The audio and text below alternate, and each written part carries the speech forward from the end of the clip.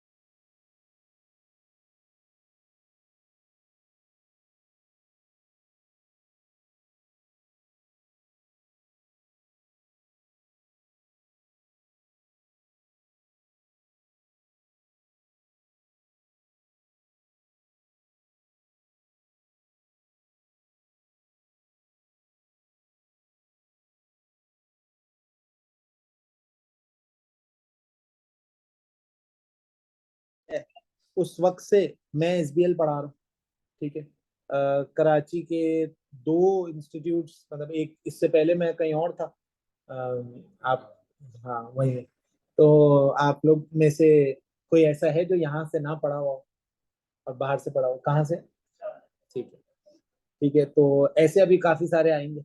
ऐसे काफी सारे हैं जो इधर उधर हिजरत करते, कहते हैं हिजरत में बरकत होती है। तो है ऐसे काफी सारे आजाद। तो माशाल्लाह से हम सारे इंस्टीट्यूट, चाहे कोई भी हो, चाहे एच हो या एम हो या टी हो या एस हो, कोई भी हो, हम सारे एक दूसरे को फैसिलिटेट कर रहे होते हैं। तो एक तो ये बात है। दूसरी बात ये है कि सर स्ट्रैटेजिक बिजनेस लीडरशिप का एग्जाम आज से पहले कैसा होता था, अ, अब कैसा है, इसके अंदर बड़े रिगरस चेंजेस आए। अच्छा, इस बात को पूछने से पहले I would want to know कि आपने लास्ट अटेम्प्ट में कौन सा एग्जाम दिया है, एंड इज देयर समवन या is there anyone of you whose last paper is SBL? मेरा ये दो चार सवाल है। ऑनलाइन वाले भी अगर मुझसे बात करेंगे ना तो मुझे बहुत अच्छा लगेगा। तो आई वुड वांट कि आप सब मुझसे कम्युनिकेट करें ताकि मैं आप लोगों का एक समझ सकूं कि आपने कौन सा एग्जाम दिया है और आप कहाँ पे स्टैंड करते हैं। मैं यहाँ से शुरू कर लेता हूँ। आपका नाम भी बता दो, मुझे ये भी बता दें कि आपको कौन सा ट्रिपल ए दिया है। आपने सर हारिस से पढ़ा? आपने सर हुसैन से? टीचर का नाम भी बता दिएगा। एटीएक्स सर का बता, ठीक है जी। सर का, ठीक बात है सर। तो वो तो ये भी पढ़ा था, ये नहीं पढ़ा? तुम्हारा तो मुझे पता। हाँ।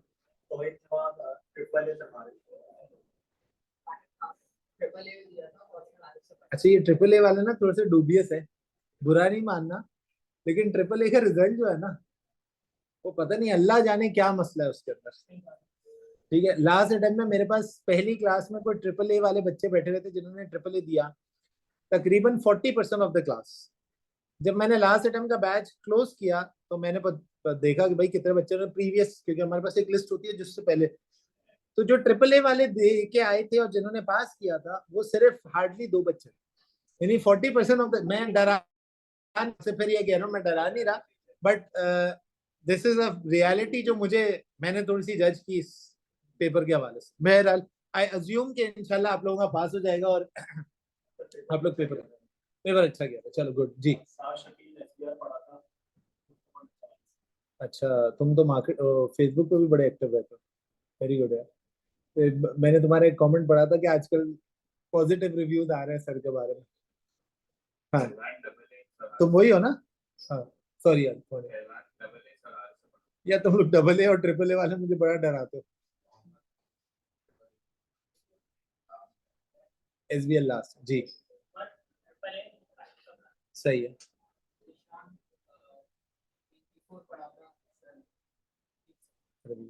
आपने क्या सारे ट्रिपल ए वाले आ गए? शुक्र। कहाँ से? सही है, सही है। तो माशाल्लाह आप सारे या तो ट्रिपल ए दे के आए या SBR दे के आए, कुछ AFM वाले भी है, तो अच्छी बात है। ऑनलाइन वाले भी अगर मुझे बताएं तो ज्यादा बेहतर होगा। आपने ट्रिपल ए दिया है एज योर लास्ट एग्जाम, सही है भाई, ठीक हो गया। अच्छा, अब मैं आपको basically I gave 80x in my last attempt, good. अच्छा, कोई मिथ है जो SBL के बारे में आपके दिमागों में है? पहले आप मुझे ये बताएं। महंगा पेपर, ये तो बात सही, ये मिथ नहीं है, ये तो रियलिटी है, ये तो रियलिटी है, महंगा पेपर है, ट्रू, वेरी ट्रू। और कोई चीज? पासिंग रेशो तो बहुत अच्छा है, इसका पासिंग रेशो 51% है। और पिच पेपर पूरा नहीं होता, ठीक है जी। और कोई सवाल? और कोई मिथ? क्या सुना है इसके पेपर के? कितने बच्चों का ये आखिरी एग्जाम है? Last exam. आप क्वालिफिकेशन के बिल्कुल पास है इसका मतलब, माशाल्लाह। कितने बच्चों का ये आखिरी? आपका भी आखिरी है? अच्छा, और कितनों का पहला है? आपका पहला एग्जाम, यानी प्रोफेशनल का पहला, जाहिर है। सही, फुली थ्योरेटिकल पेपर है। सर अगर पेपर पूरा ना हो तो पास नहीं होता, फर्स्ट प्रोफेशनल पेपर है। ओके यार, मैं आपको दो तीन मिथ के बारे में तो बता देता हूँ। देखिए, मैं आज आपसे ना बड़ी खुल के बात करूंगा, so that you take your decision very carefully and very professionally. देखिए, first of all is that you are going to invest an amount of money, जो कि आप यहाँ पे जाहिर है TSA अपने पैसे एक चार्ज करेगा, एक आपने SBL के पैसे पे करने होंगे। इसका मतलब है बस मैं आपके सारे सवाल का जवाब दे रहा हूँ, मैं रुके नहीं जरा। इसका मतलब है, पहले मैं आपको थोड़ी बहुत इसकी एक डिटेल इंसाइट देता हूँ, फिर हम प्रैक्टिकली पेपर के बारे में बात करेंगे, फिर हम प्रैक्टिकली इसके आगे और थोड़ा सा डिस्कस करेंगे इंशाल्लाह। सर सबसे पहले तो first and the foremost thing is that you are going to have a trust on me or any of your tutor in regard with SBL of an amount of around 120-150,000 rupees। Pakistani 1.5 lakh रुपए, 1,20,000 का ये paper पड़ेगा। ये आपको मतलब मैं reality बता रहा हूँ, क्योंकि इसकी पेपर की जो कॉस्ट है दैट इज अराउंड 80-90,000 रुपीज। 80 से 90 हज़ार रुपए का पेपर है, 30 से 40 हज़ार रुपए यहाँ की फीस है, फिर उसके बाद आपने जो है वो आने जाना कम्यूट करना, तो आपके पास 1.5 लाख रुपए का। तो पहले ही दिन मैं तुम्हें बता रहा हूँ कि आप लोग, आप मुझसे अगर पढ़ते हैं या आगे फ्यूचर में किसी से भी पढ़ते हैं, तो उस एक शख्स के ऊपर आपका 1.5 लाख का भरोसा, ठीक है? तो ये आपने बड़ा जजमेंटल कॉल होनी चाहिए आपकी, कि आप पहले वो भरोसा आइडेंटिफाई करें कि मैं सही बंदे पर भरोसा कर रहा हूँ या नहीं कर रहा। देखिए, मैं जो चीज बोल रहा हूँ ना, उसके पीछे मेरी एक बहुत बड़ी लॉजिक होगी कि मैं खुद को मार्केट भी करूँ, ठीक है? तो don't worry, I will do my work, ठीक है? I know my work very well. तो पहली चीज तो ये कि आप इतना बड़ा भरोसा करके इस वक्त बैठे हैं और you are trying to identify the best route in order to clear this exam. Sir last attempt का तो रिजल्ट अभी नहीं आया, लेकिन लास्ट से लास्ट अटेम्प्ट का रिजल्ट मैं आपको बता सकता हूँ। वी हैड 63 स्टूडेंट्स हमारे पास live online face to face, और इंग्लिश की रिकॉर्डिंग नहीं, उर्दू की रिकॉर्डिंग वाले 63 स्टूडेंट थे। आउट ऑफ दो 63 students, 7 students flung the exam. इसका मतलब है हमारा अप्रोक्स रिजल्ट जो था वो था 78 to 79% अप्रोक्सीमेट रिजल्ट था, 78% रिजल्ट था। और आपके वर्ल्ड ओवर 51% रिजल्ट है, जिसमें लास्ट से लास्ट अटेम्प्ट में हमारी एक कतर टॉप भी आया था SBL का। ठीक है, एक स्टूडेंट थी हमारी जो यहीं की थी, यानी TSA की थी, यहाँ पाकिस्तान की थी, उनकी शादी हो गई, वो कतर में चली गई, कतर जाकर टॉप ले लिया। ठीक है, अगर शायद पाकिस्तान में पेपर देती तो टॉप नहीं बनता। अक्सा ख्वाजा नाम। तो this is a reality that this examination is quite different from other examinations। ये ना ट्रिपल ए की तरह है जिसमें आप रट्टा लगा सकते हैं काफी सारी चीजों, ये ना ATX की तरह है जिसमें लॉज याद हो सकते हैं, ये ना SBR की तरह है जिसके अंदर आपको स्टैंडर्ड्स पढ़ने होते हैं। ये एक जनरली थ्योरेटिकल एग्जाम।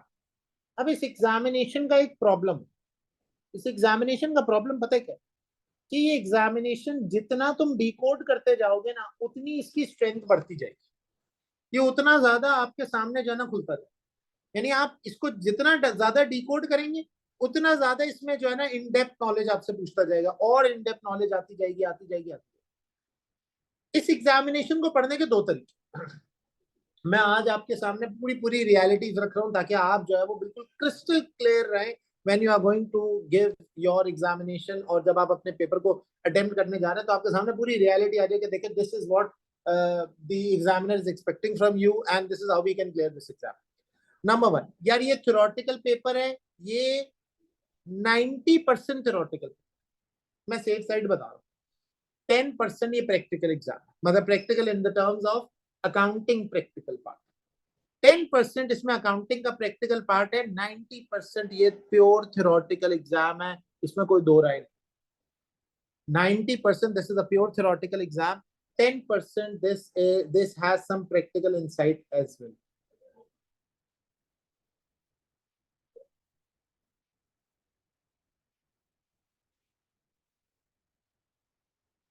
एक से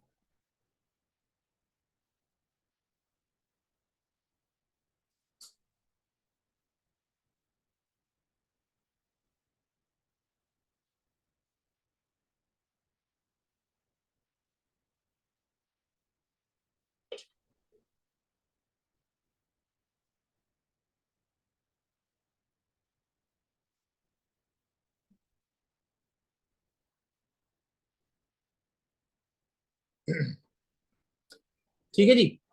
तो 90% ये प्रैक्टिकल है, 10% ये थ्योरेटिकल। तो अब अगर आप चाहें तो आप इसके उस पोर्शन का भी पार्ट बन सकते हैं। अच्छा, अब देखिए जो प्रैक्टिकल पार्ट है ना, वो आपको कहीं ना कहीं आपके फंडामेंटल के एग्जाम से कनेक्ट होता है। यानी अगर मैं आपसे कहूं कि आपके रेशियो एनालिसिस बुरा है तो आप एसबीएल के अंदर कहीं फंसेंगे, तो ये बात सही है। मैं आपसे कहूं कि अगर आपका फाइनेंशियल स्टेटमेंट का पार्ट बुरा है तो आप रेशियो एनालिसिस आप इस एग्जाम में फंसेंगे, ये बात भी सही है। तो देखिए कहीं ना कहीं आपको अपने पुरानी खास तौर पे F7, F8 और F9 की नॉलेज का पता होना चाहिए। ठीक है, तो मैं उन तमाम बच्चे जो मुझसे पूछते हैं कि भाई पहला एग्जाम क्या एसबीएल हो सकता है प्रोफेशनल का, तो मैं कहता हूँ यस। क्यों? क्योंकि उसके अंदर आपकी पुरानी इनसाइट मौजूद है। सर आखिरी एग्जाम दो तो जाहिर सब भी पढ़ लिया, अब तो आखिरी के अलावा तो आपके पास कोई ऑप्शन।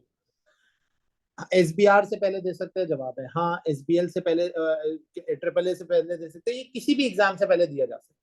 अच्छा, इस एग्जाम की सबसे बड़ी खसूसियत ये है कि इस एग्जामिनेशन के अंदर आपके पास जो टाइम ड्यूरेशन है ना फॉर 3 मंथ्स, आई होप सो तुम सारे 3 मंथ्स वाले ही हो, कोई ऐसा नहीं है जो इसको 6 मंथ के लिए पढ़ेगा भी। मेरे पास दो ऑप्शन है ना, कि आप इसको 3 मंथ्स के लिए पढ़ें और 3 मंथ्स के बाद आप अगले 3 महीने बाद जाके पेपर दे दें, तो ये भी एक ऑप्शन होता है। बहुत से बच्चे इसको भी ऑप्ट करते हैं, बोलते हैं यार एसबीएल हमें मुश्किल लग रहा है, या हमें जो है वो थ्योरेटिकली हम इतने वाइबल नहीं है इस वक्त कि हम इसको अटेम्प्ट कर सके, तो हम बाद में देना चाह रहे हैं। तो this can be your view, आप करना चाहें तो कर सकते हैं, बट मेरी एडवाइस ये है कि ये 3 महीने में बच्चे पास करते हैं, और बहुत सारे बच्चे पास करते हैं। Majority of the student clear this exam with in 3 months, तो आप भी पास करते हैं। Number one. नंबर टू, इसका मिथ नंबर टू, कि सर ये पेपर कंप्लीट ना हो तो पेपर पास नहीं होता, ये बिल्कुल सही। बेटा आप एसबीआर कंप्लीट नहीं करेंगे ना, आपको पता है मैंने शॉर्ट शॉर्ट 80 मार्क्स 90 मार्क्स सही किए हैं, आप 50 ले सकते हैं। आप ट्रिपल ए कंप्लीट नहीं करेंगे, आपको पता है मैंने प्रोसीजर्स इसमें से इन 3 सवाल के प्रोसीजर बिल्कुल सही लिखे हैं, you can get good marks over there as well. But honestly speaking, अगर आप एसबीएल का पेपर कंप्लीट नहीं करेंगे तो आप जो है वो फंस जाएंगे, बिकॉज यहाँ पर कोई श्योरिटी नहीं है, क्योंकि ये थ्योरी बेस्ड एग्जाम है। You do not know if you are applying the model correctly और नॉट। अभी मैं इसकी इनसाइट दिखाऊंगा तो आपको और ज्यादा अच्छे से बात समझ आएगी। फॉर द टाइम बिंग आप इसको ये समझ लें कि इसमें श्योरिटी नहीं है कि आप जो लिख रहे हैं वो 100% करेक्ट है। क्या इसमें ये श्योरिटी है कि आप जो लिख रहे हैं वो 100% करेक्ट है? क्लियर होती है बात सबको? अच्छा, कैमरा ऑन कर देता बेटा, माजरत। क्लियर होती है बात सबको यहाँ तक? अच्छा, दूसरी चीज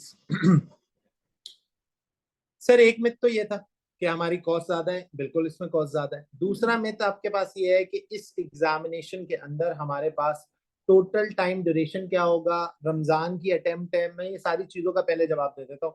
बेटा मेरी नॉर्मली क्लासेस होती हैं हफ्ते में 3 दिन, that is Wednesday Thursday and Saturday. हमने रखी है 4 to 6। ये बात आपको भी पता है, ये बात मुझे भी पता है कि रमजान का टाइम है। अब रमजान के टाइम पीरियड में ना मैं आपको इसकी कुछ रिकॉर्डिंग भी दूंगा। सारी क्लासेस लाइव नहीं हो सकती, but that will only be 20%।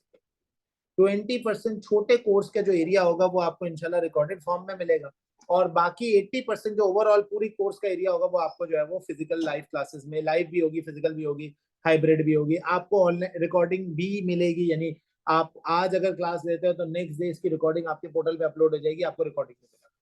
तो ये पूरा प्रोसेस ऐसे चल, क्लियर होती है बात? इसके अलावा किसी का कोई सवाल है इस पेपर से रिलेटेड, कुछ सुना है इससे रिलेटेड तो पहले बता, ताकि हम इसको खत्म करें। अगर नहीं सुना तो बता दो। Anything that you have heard, anything that you know. Have you ever met someone who was able to clear SBL exam in his first attempt? किसको मिला था? आपकी मैनेजर है, ठीक है, उन्होंने फर्स्ट अटेम्प्ट में पास किया। अच्छा, किसी ऐसे बच्चे से मिले हो जिसने एसबीएल का एग्जाम 3 से 4 अटेम्प्ट के बाद पास? अच्छा, तुम किससे मिले? आई होप सो उसमें से पहली वाली ने मुझसे पढ़ा, दूसरे वाले ने ना पढ़ा। देखे यार, माशाल्लाह सेल्फ स्टडी से भी बच्चे पास हो रहे, तो फिर तो। और दूसरे वाले ने किसी टीचर से पढ़ा था? अल्लाह अकबर। ठीक है, मैं नाम नहीं पूछूंगा आपसे। तो आ, एक तो ये है सर, इस पेपर से वाकई डरना चाहिए।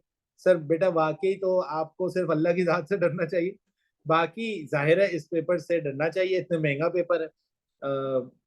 इस पेपर की डायनामिक्स डिफरेंट है। बिल्कुल, आप देखें जो आपके इंडिविजुअल क्वेश्चन है ना, उस पर हम बात करेंगे। आप मुझे व्हाट्सएप कर सकते हैं, मैं आपको उस पर जवाब दूंगा, लेकिन फॉर द टाइम बीइंग हम कोशिश ये करेंगे।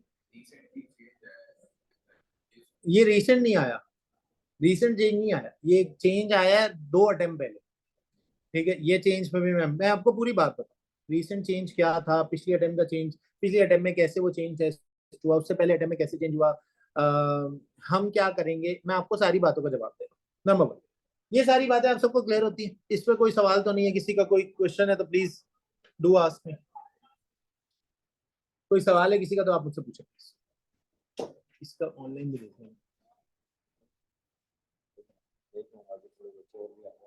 अरे सही, ठीक, अब तक ना सही। चलें, अगर आपको, मैं आता हूं इसके पेपर के स्ट्रक्चर के ऊपर। देखिए, सितंबर 2018 was the first day when this examination was introduced by the examining body, that is ACC। मैं आपको बताता हूँ इससे पहले क्या होता था। देखिए, एसबीएल से पहले ये एग्जामिनेशन कंसिडर किया जाता था with the name of P1 and P3। अब ये जो मैं आगे बात बताऊंगा ना, जो नंबर्स बताऊंगा, ये नंबर्स मेरे एक्सपीरियंस के अकॉर्डिंग है, ये नंबर्स एसीसीए ने नहीं दिए। मैं जो आपको अभी नंबर बताने जाऊंगा आगे, वो नंबर मेरे एक्सपीरियंस के अकॉर्डिंग है कि मेरे हिसाब से इतना परसेंट इस पेपर का इतना पोर्शन बनता है। That is according to my experience and not in according with ACCA. ACCA ने ऐसा कोई नंबर नहीं। P1 examination was moreover a corporate governance exam,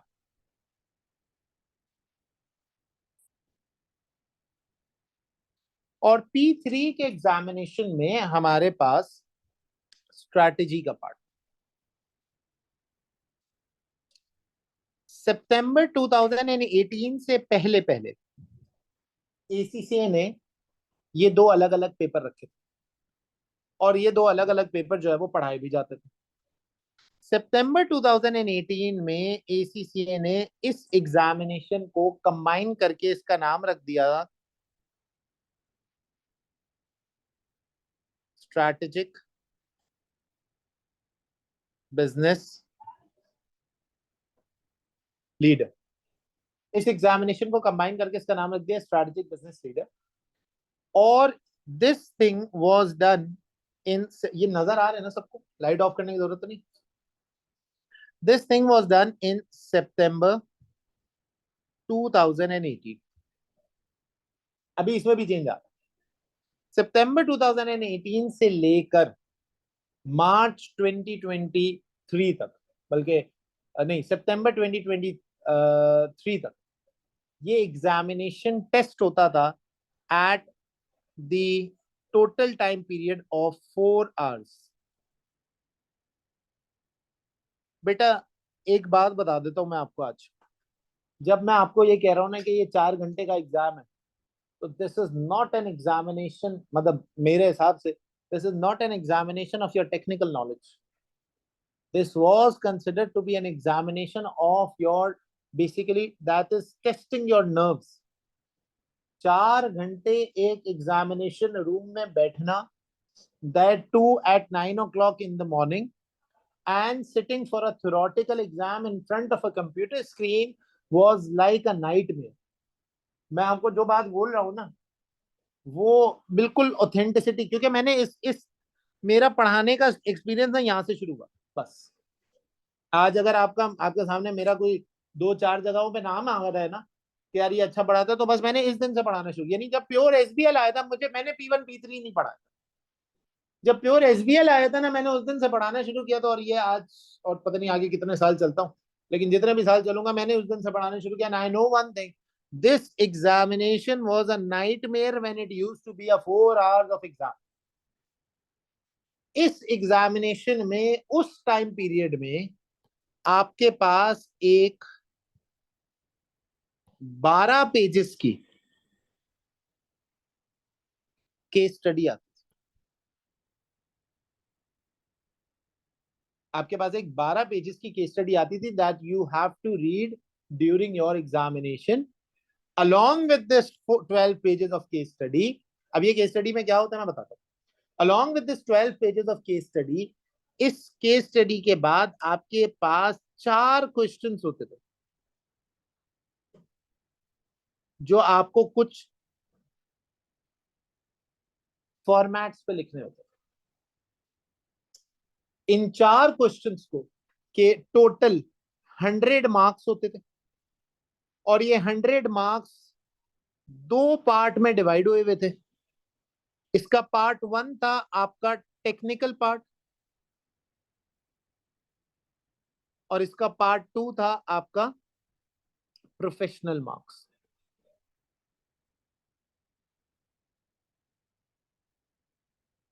professional marks में there used to be 5 different skills, और technical part में आपके पास 10 chapters आते थे।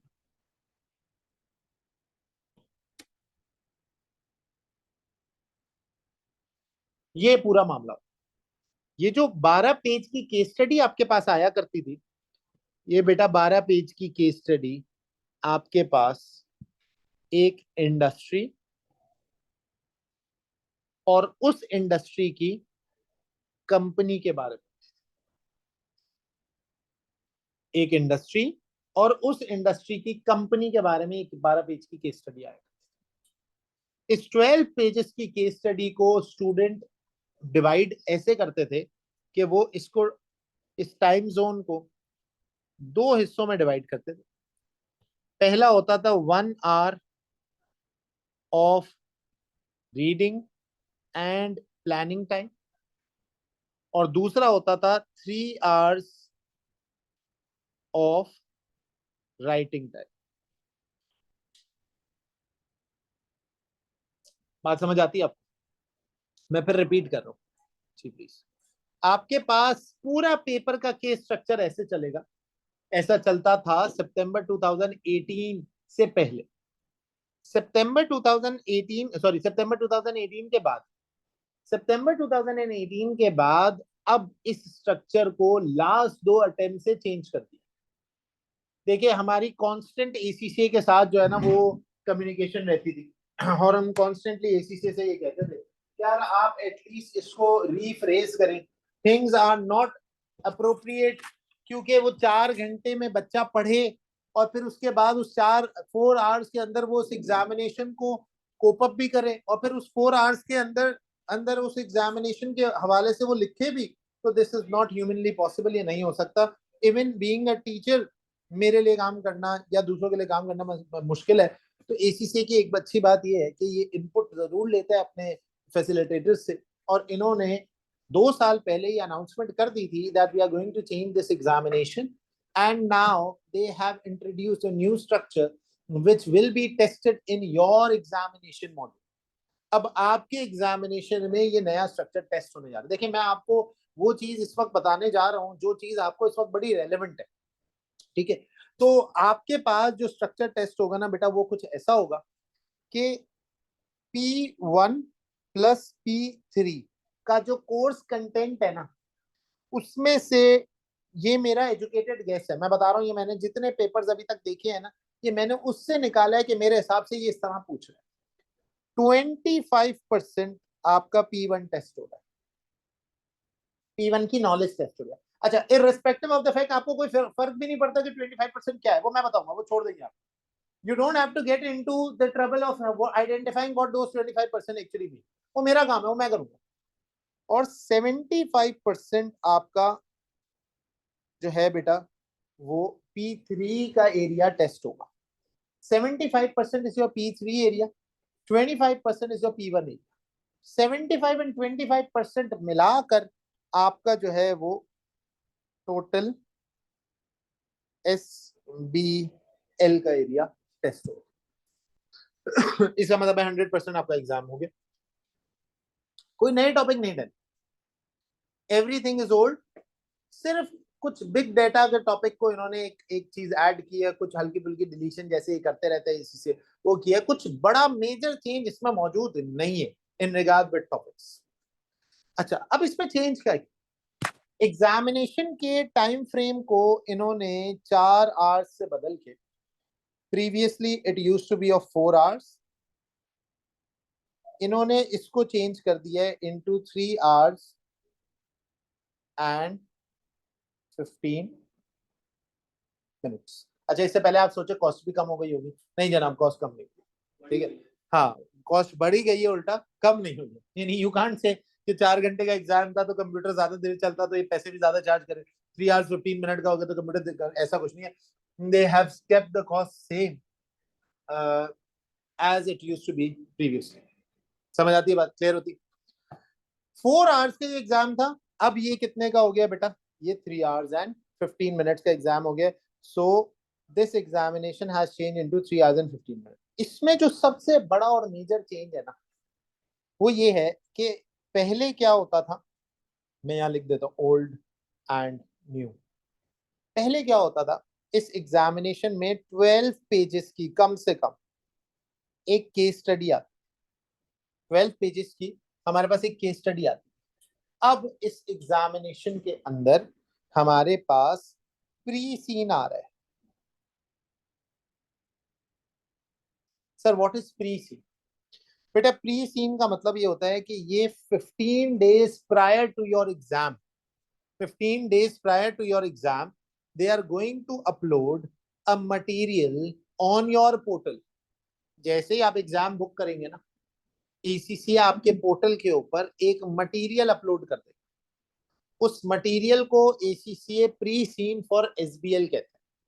यानी अब वो जो 12 पेजेस की केस स्टडी आपको दी जाती थी, वो 12 पेजेस की केस स्टडी इस प्री सीन के जरिए आपको पहले ही दे दी जाएगी। बट फर्क ये है कि अब वो 12 पेजेस नहीं रहे, अब वो पेजेस 18 to 20 पेजेस हो चुके। यानी, और ये प्री सीन कब है, लेकिन इसमें जाहिर फायदे की बात ये है कि प्री सीन आपने अकेले ने नहीं पढ़ना, ये प्री सीन मैं डिकोड करूंगा आप।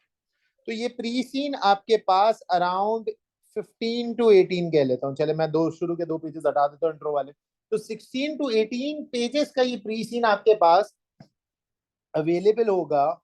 एंड दैट टू, सर ये कब अवेलेबल होगा? 15 डेज प्रायर टू एग्जाम। 15 दिन पहले, आपके एग्जाम में जाने से 15 दिन पहले ये प्री सीन आपके पोर्टल पे अवेलेबल हो जाए। अब इस प्री सीन में क्या होगा? सबसे बड़ी बात तो ये है कि हमें पता तो चले कि प्री सीन में क्या होगा।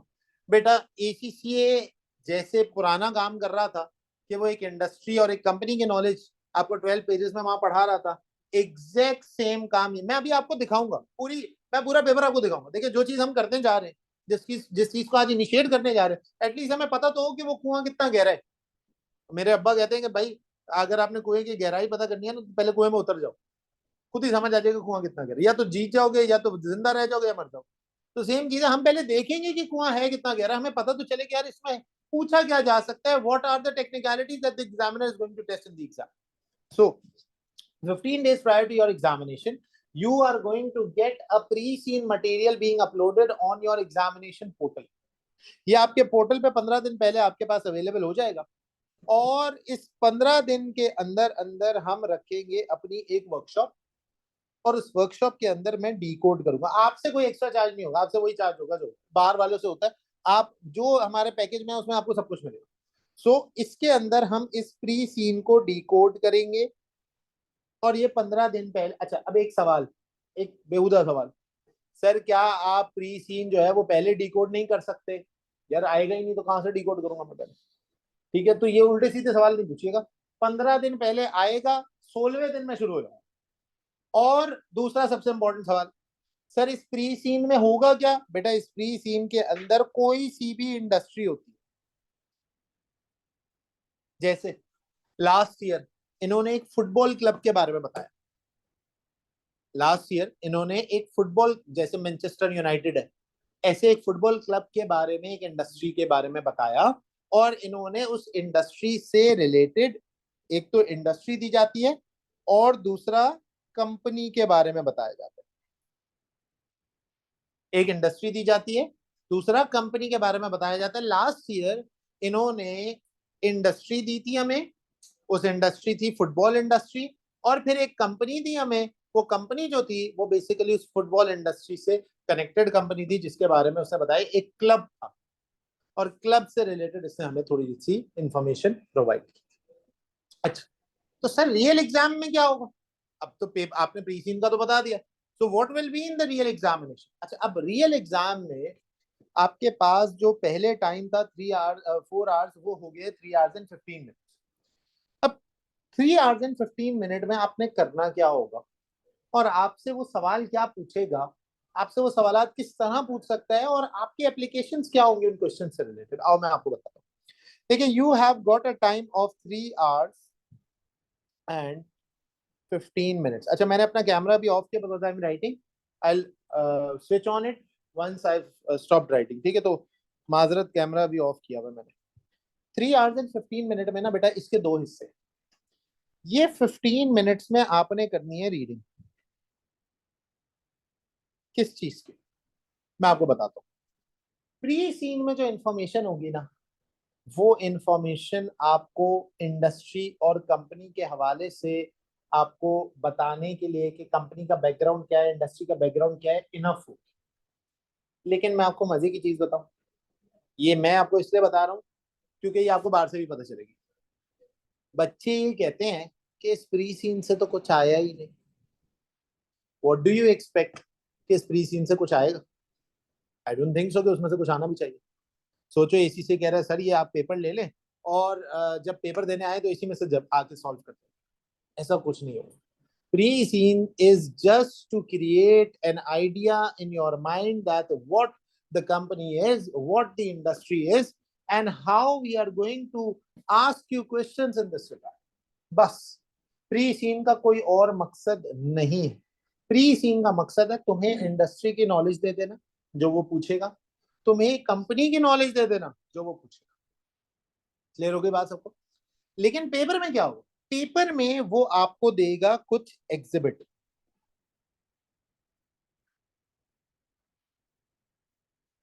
वो आपको देगा exhibits. Now what is exhibit? किसी को पता है क्या होता है एग्जिबिट? कुछ पैराग्राफ, पैराग्राफ नहीं, कुछ समझो, यूं समझ लो कुछ स्टेटमेंट्स। अब वो एग्जिबिट क्या क्या हो सकता है? वो एग्जिबिट एक फाइनेंशियल स्टेटमेंट हो सकती है। हो सकता है वो आपको बोले एग्जिबिट नंबर 1 दिखा रहा है, बोले financial statement of a company.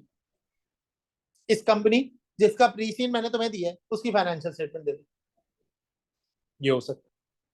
वो एग्जिबिट में एक प्रपोजल दिखा सकता है कि मैं हूं कंपनी एबीसी, प्रीसीन में मैंने दिखाया मैं हूं कंपनी एबीसी, और मेरे पास पैसे हैं, कैश फ्लो मौजूद है, मैं चाहता हूं कि मैं कंपनी पीक्यूआर खरीद लूं। कंपनी पीक्यूआर की फाइनेंशियल स्टेटमेंट तो मैं रियल एग्जाम में देगा, प्री सीन में नहीं देगा। ये बता सकता है उस एग्जिबिट में, वो ये बता सकता है कि कंपनी के हालात, कौन सी क्लास है, बड़ा लेट हो गया है। सही। अच्छा मतलब तुम अभी डिसाइड करो, ऊपर एसबीआर भी चल रही है, देखना तुम। हो गया अच्छा माशा। तो एक इंडस्ट्री की नॉलेज है, एक कंपनी की नॉलेज है। 15 मिनट्स में आपको 3 एग्जिबिट दिए जाएंगे बस। उन 3 एग्जिबिट को आपको पढ़ना होगा। अब वो 3 एग्जिबिट क्या हो सकता है मैं बताता हूँ। पहला टाइप ऑफ एग्जिबिट ये हो सकता है कि वो आपसे बोले कि हम एक कंपनी एक्वायर करने जा रहे हैं, उस कंपनी का फाइनेंशियल स्टेटमेंट ये रहा। अब उसमें लॉस भी हो सकता है, प्रॉफिट भी हो सकता है, और वो आपको भी साथ में आपकी कंपनी का फाइनेंशियल स्टेटमेंट दे दे, साथ में दूसरी कंपनी का financial statement they they. This can be one possibility कि भाई एक कंपनी है जिसको हम एक्वायर करने जा रहे हैं, उस कंपनी का फाइनेंशियल स्टेटमेंट इसने आपको प्रोवाइड कर दिया। और दूसरी चीज वो आपसे ये कह सकते हैं कि एक बोर्ड ऑफ डायरेक्टर्स की मीटिंग हो रही है और आपको ये मिनट्स ऑफ द मीटिंग दे दो। बोर्ड ऑफ डायरेक्टर की मीटिंग हो रही है और आपको ये minutes of the meeting they they. Minutes of the meeting का मतलब ये होता है फाइनेंस डायरेक्टर ने ये कहा, मार्केटिंग डायरेक्टर ने ये कहा, सेल्स डायरेक्टर ने ये कहा, एक्सटर्नल कंसल्टेंट ने ये कहा, फिर फाइनेंस डायरेक्टर ने ये कहा, फिर मार्केटिंग। कुछ छोटी सी एक एग्जिबिट इस तरह का प्रोवाइड करते हैं। या ये आपको आपकी कंपनी के खिलाफ मार्केट में एक नेगेटिव न्यूज फैल गई है, people are not liking your company, आपकी कंपनी के खिलाफ एक एक मैगजीन में, एक न्यूज़पेपर में आपके खिलाफ एक आर्टिकल छपा है और उस आर्टिकल ने आपकी कंपनी की धज्जियां उड़ाई हुई है। वो धज्जियां उड़ाई हुई जो आर्टिकल है वो आपको दे दे। एक प्रेजेंटेशन दे दे, एक प्रपोजल दे दे, किसी कंपेटिटर की कंपनी का एनालिसिस दे दे। ऐसी 3 बातें ही आपको दे पेपर के अंदर, और आपसे रिक्वायरमेंट में सवाल पूछेगा। अब सर रिक्वायरमेंट में क्या पूछा जा सकता है, हम आते हैं बात करते हैं। तो आपने 3 hours and 15 minutes में दो चीजें आपको नजर आएंगी। पहली चीज आपको नजर आएंगी एग्जिबिट, दूसरी चीज आपको नजर आएगी क्वेश्चंस। Is it clear? यहां तक किसी का कोई सवाल है तो पूछो, कोई कोई क्वेश्चन है तो पूछो जी। एग्जिबिट 1 पेज का होगा, हार्डली 1 पेज का होगा, वो भी एक एक लाइनर होगा। ऐसे होंगे, 15 मिनट में पढ़ लोगे, ये गारंटी दे। 15 मिनट में तुम एग्जिबिट भी पढ़ लोगे और तुम क्वेश्चन भी पढ़ लोगे, ये मेरी गारंटी। और कोई सवाल? एक सवाल जो आपको पूछना चाहिए, आप नहीं पूछ रहे। सर क्या प्री सीन पेपर में भी अवेलेबल होगा? सर प्री सीन पेपर में अवेलेबल होगा, लेकिन बेवकूफ होगा वो शख्स जो 18 से 20 पेज का प्री सीन पेपर में पढ़ने बैठे।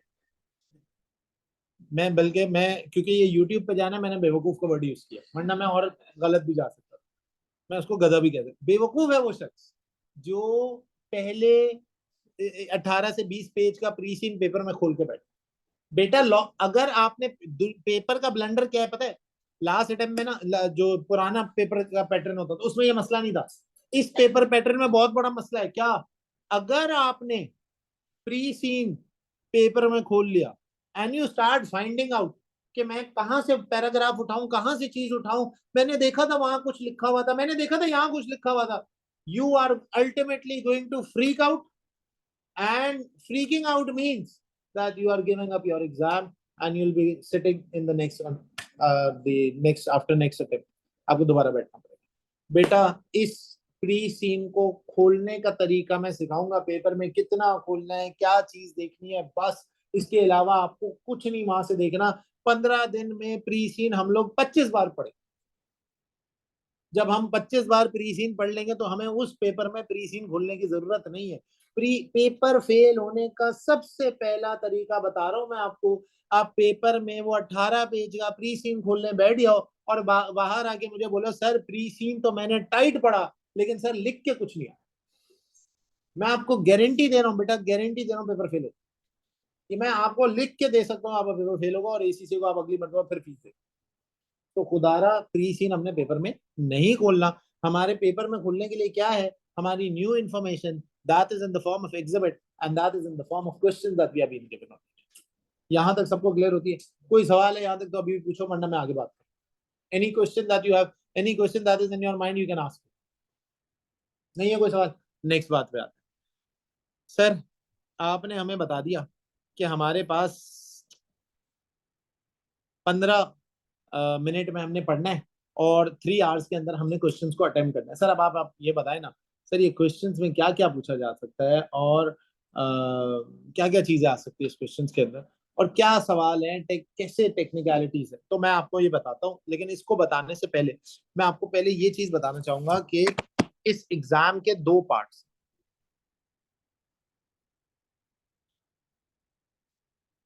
पहला पार्ट है इस एग्जाम का technical marks.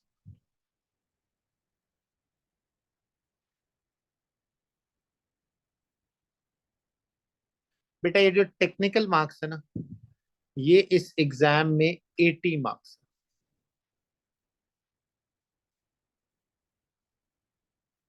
These are 80 marks. बता रहा हूं क्या है. और दूसरा पार्ट है इस एग्जाम के प्रोफेशनल मार्क्स.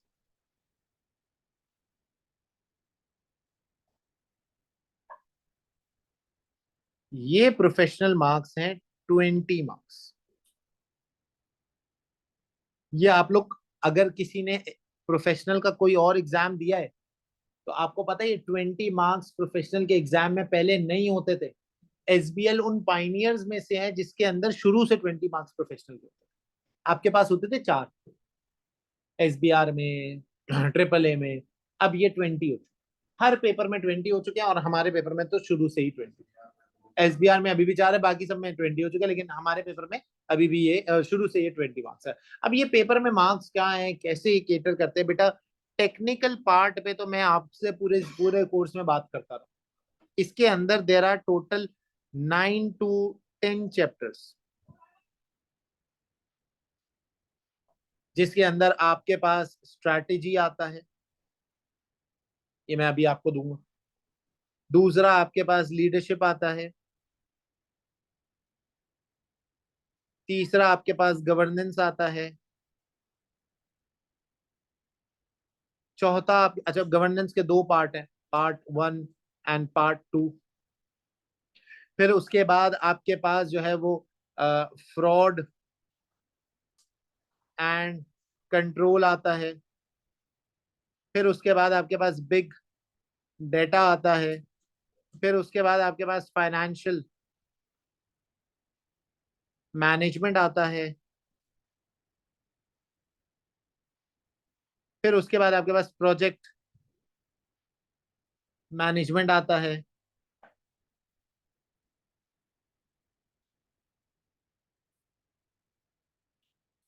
और last but not the least आपके पास इंटरनल कंट्रोल एंड ऑडिट आता है. ऑडिट का भी कुछ हिस्सा है, external, internal control and audit, ये वाला मामला भी है. ये आपके सारे टॉपिक्स जो मैंने यहाँ पे अभी लिखे हैं ना बच्चे, ये आपके टेक्निकल मार्क्स है. ये तो हमने पूरे कोर्स में बात करनी है, इस पे तो हम इंशाल्लाह हम बात करते रहेंगे. That's a different thing. हमारा मामला इस पे चलता रहेगा. टेक्निकल पार्ट के बाद हमारे पास जो सेकंड पार्ट आता है ना बेटा, दैट इज ऑफ 20 मार्क्स. और ये सेकंड पार्ट हमारा 20 मार्क्स का प्रोफेशनल मार्क्स. अब ये एसबीआर नहीं है जिसमें प्रोफेशनल मार्क्स का स्टेटेड फैक्ट पता हो. इस प्रोफेशनल मार्क्स में हमारे पास 5 प्रोफेशनल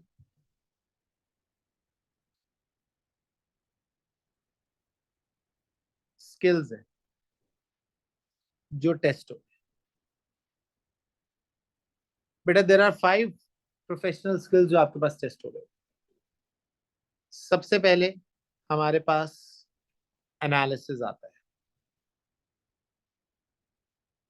एनालिसिस का मतलब होता है कि जो फैक्ट जैसे दिखाया जा रहा है ना, वो फैक्ट वैसे स्टेट कर दो अपने एग्जाम.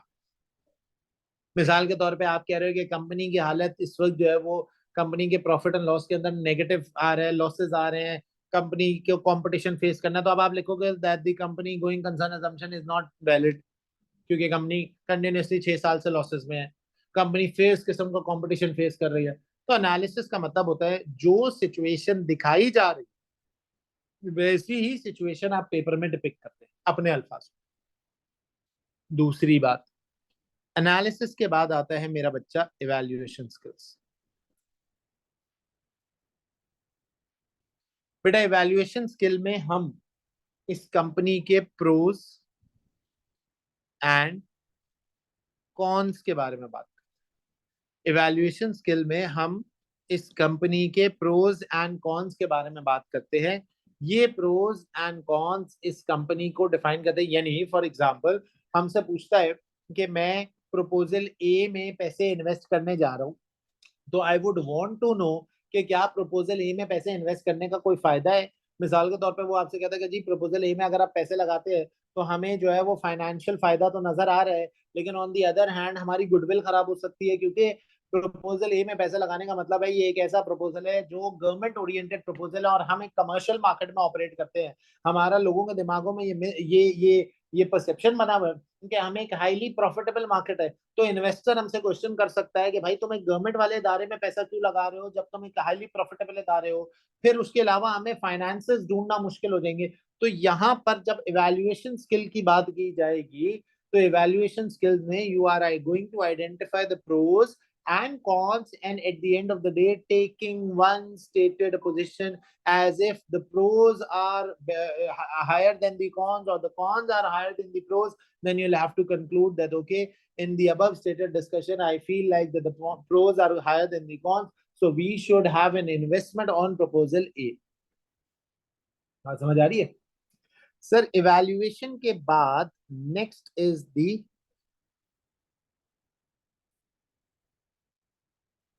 skepticism, professional शक, neither to consider a person to be good nor to consider a person to be bad। मुझे याद है मैं एक ऑडिट में था और मेरे मैनेजर ने मुझे फोन किया, बोला भाई भाई आप ऑडिट शुरू करेंगे, आपके साथ एक टीम जा रही है। तो मैंने अपने मैनेजर को कॉल बैक की, मैंने कहा सर ये तो पक्का फ्रॉड ही है, इसके इसकी हालत देखिए, मैंने कान में बालियां पहनी हुई है, टॉन जीन्स है, और ये जिस तरह के हुलिये में आ रहा है ना ये तो गारंटीड फ्रॉड है। तो उसने मुझे बोला Bilal use your professional scepticism, don't act as if you are judging a book by its cover. आप प्रोफेशनल स्केप्टिसिज्म का इस्तेमाल करेंगे, आप कुछ जजमेंट्स के ऊपर सवाल उठाएंगे, आप क्वेश्चनिंग टोन अपनी रखेंगे, ये स्केप्टिसिज्म स्किल कहलाया जाता है। सर स्केप्टिसिज्म के बाद जो आपके पास नेक्स्ट स्किल टेस्ट होगा कोई बता सकता है? जी कमर्शियल, और कौन सा होता है?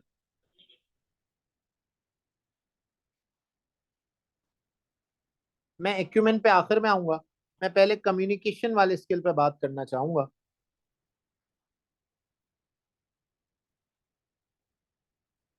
बेटा याद रखना कम्युनिकेशन स्किल का मतलब ये होता है, पेपर में ना आपसे 4 क्वेश्चंस पूछे जाएंगे कम्युनिकेशन से के हवाले से बता रहा हूँ। मैं इसको कहता हूँ 4 क्वेश्चन स्ट्रैटेजी। जैसे ही आप एग्जाम को शुरू करेंगे ना तो आपके पास 4 क्वेश्चंस होंगे जो आपने अपने आप से पूछने पेपर शुरू करने से पहले। Question number 1, who you are. इस एग्जामिनेशन में you will be wearing a hat of getting a position in a company. क्या मतलब है? हो सकता है वो आपसे बोले that you are an external auditor in this exam, या you are an external auditor in this question. हो सकता है वो आपसे बोले you are an external consultant or an internal consultant. हो सकता है आपसे बोले you are the CEO of the company. हो सकता है वो आपसे बोले you are the CFO of the company. हो सकता है वो आपसे बोले you are an inexperience trainee of the company. हो सकता है वो आपसे बोले you are a finance manager, you are the marketing head, you are the etcetera etcetera etcetera etcetera etcetera. आपको पेपर में एक पोजीशन दी जाएगी जो कि आपको सामने लिखी हुई होगी, and you are going to identify that position as your first question before starting your exam. ये आपको पेपर में ही पता चले। सर सेकंड बात,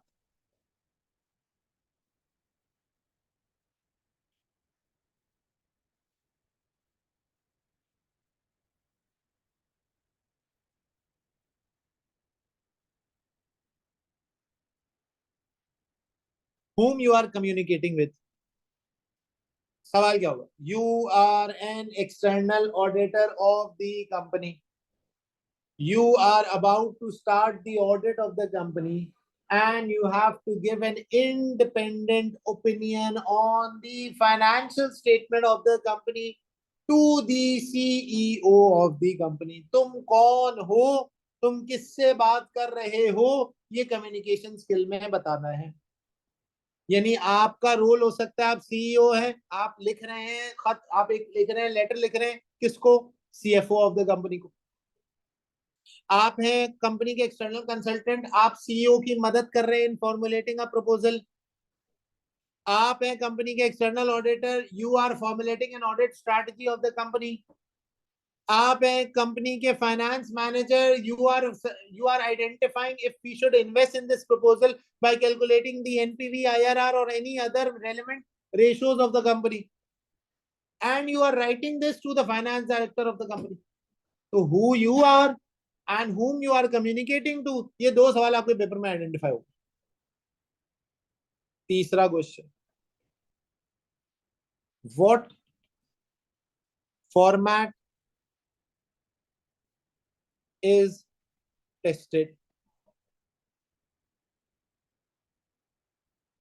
सर सुनिएगा बात को, आपसे पेपर में कुछ फॉर्मेट की टेस्टिंग भी होगी। यानी कि वो आपसे कहेगा you are the external consultant of the company, you are evaluating the evaluation skill, you are evaluating the proposed strategy of company acquiring company B या company A acquiring company B.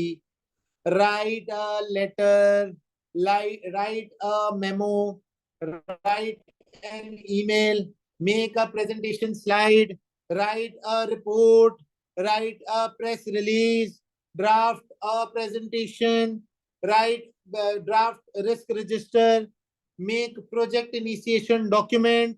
आपसे कुछ फॉर्मेट्स बनवाए जाएंगे हर examination में, मैं अभी सब दिखाऊंगा आपको।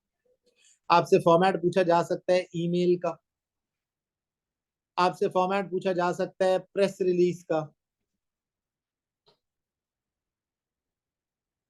आपसे फॉर्मेट पूछा जा सकता है प्रेजेंटेशन स्लाइड का, आपसे फॉर्मेट पूछा जा सकता है रिपोर्ट का, आपसे फॉर्मेट पूछा जा सकता है रिस्क रजिस्टर का, आपसे फॉर्मेट पूछा जा सकता है, आपसे कहा जा सकता है ड्राफ्ट अ मेमो, आपसे कहा जा सकता है ड्राफ्ट अ लेटर, आपसे कहा जा सकता है draft a presentation slide, report, risk register, email,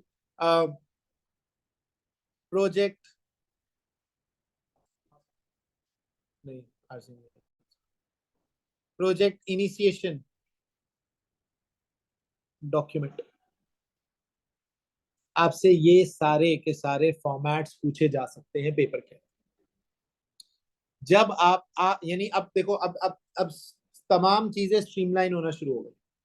sir paper के अंदर मुझे एक पोजीशन मिलेगी, पेपर के अंदर मुझे एक कुछ, सबसे पहले यूं लिखते हैं पेपर के अंदर, I am going to get some information, उस इंफॉर्मेशन को यूज करते हुए वो मुझसे एक कैलकुलेट कर। जैसे मैं आपको एग्जांपल देता हूँ, प्री सीन में उसने आपको एक फुटबॉल इंडस्ट्री दी, उसने आपको एक फुटबॉल क्लब के बारे में बताया।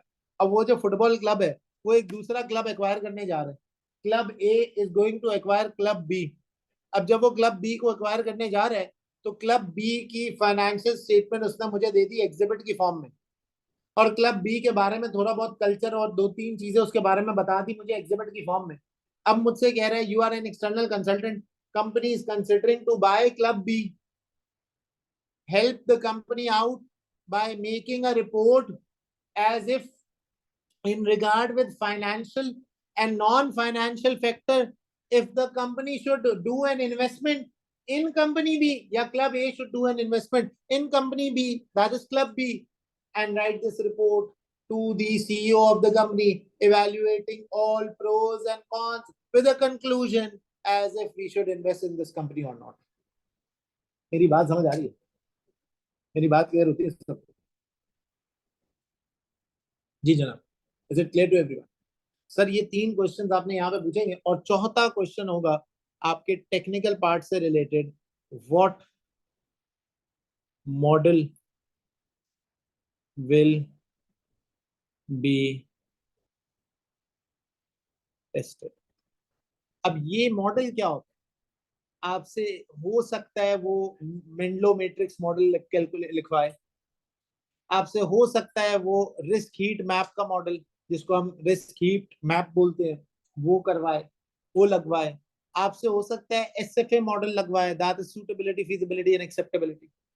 आपसे हो सकता है वो फाइनेंशियल एंड नॉन फाइनेंशियल के डिफरेंसेस करवाए, कोसो का फ्रेमवर्क लगवाए, यस। आपसे हो सकता है वो तारा मॉडल लगवाए, आपसे हो सकता है वो लेट्स सपोज वो आपसे कोई पेस्टल मॉडल, सॉर्ट एनालिसिस, वैसे सॉर्ट मॉडल नहीं है, टोज मॉडल होता है, टोज मॉडल लगवाए। तो बेटा आपसे दो चार किस्म के, there are more than 10-20 models that the technical part of your exam basically have, and you will have to remember these model. आप इस मॉडल के सहारे के जरिए अपने पेपर के आंसर को फॉर्मुलेट करेंगे। सर जी कोई सवाल है बेटा? अच्छा, इसके बाद आपके पास आखिरी स्किल आता है कमर्शियल एक्यूमेन स्किल। मेरा आपसे एक छोटा सा सवाल है, अभी आपका कमर्शियल एक्यूमेन टेस्ट हो जाएगा। लेट्स सपोज मेरे पास प्रोडक्ट है A B and C. Product A B and C की जो सेल्स प्राइस है ना, वो है 100 रुपए, 150 रुपए, 200 रुपए। कौन सी अच्छी है जी? कॉस्ट, ठीक है, अच्छा ठीक है।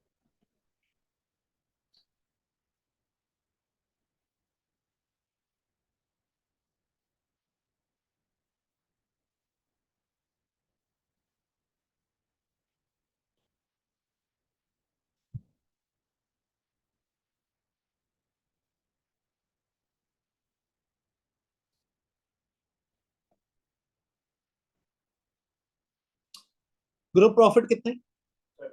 70। मेरा सवाल है, अगले 10 मिनट के अंदर I would want to increase the profit of the company. कोई होशियार बच्चा जवाब दे।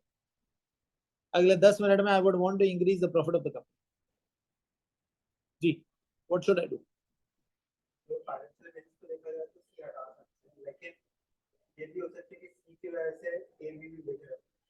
ठीक है।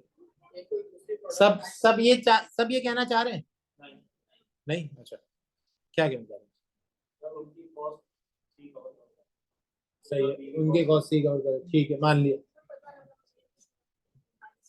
सही है। ठीक है, एक मुंशियाना अप्रोच क्या होती है, एक अकाउंटेंट अप्रोच क्या है? सी हटा दो, सी बंद कर दो। एक कमर्शियल एक्यूमेन अप्रोच पता क्या होगी?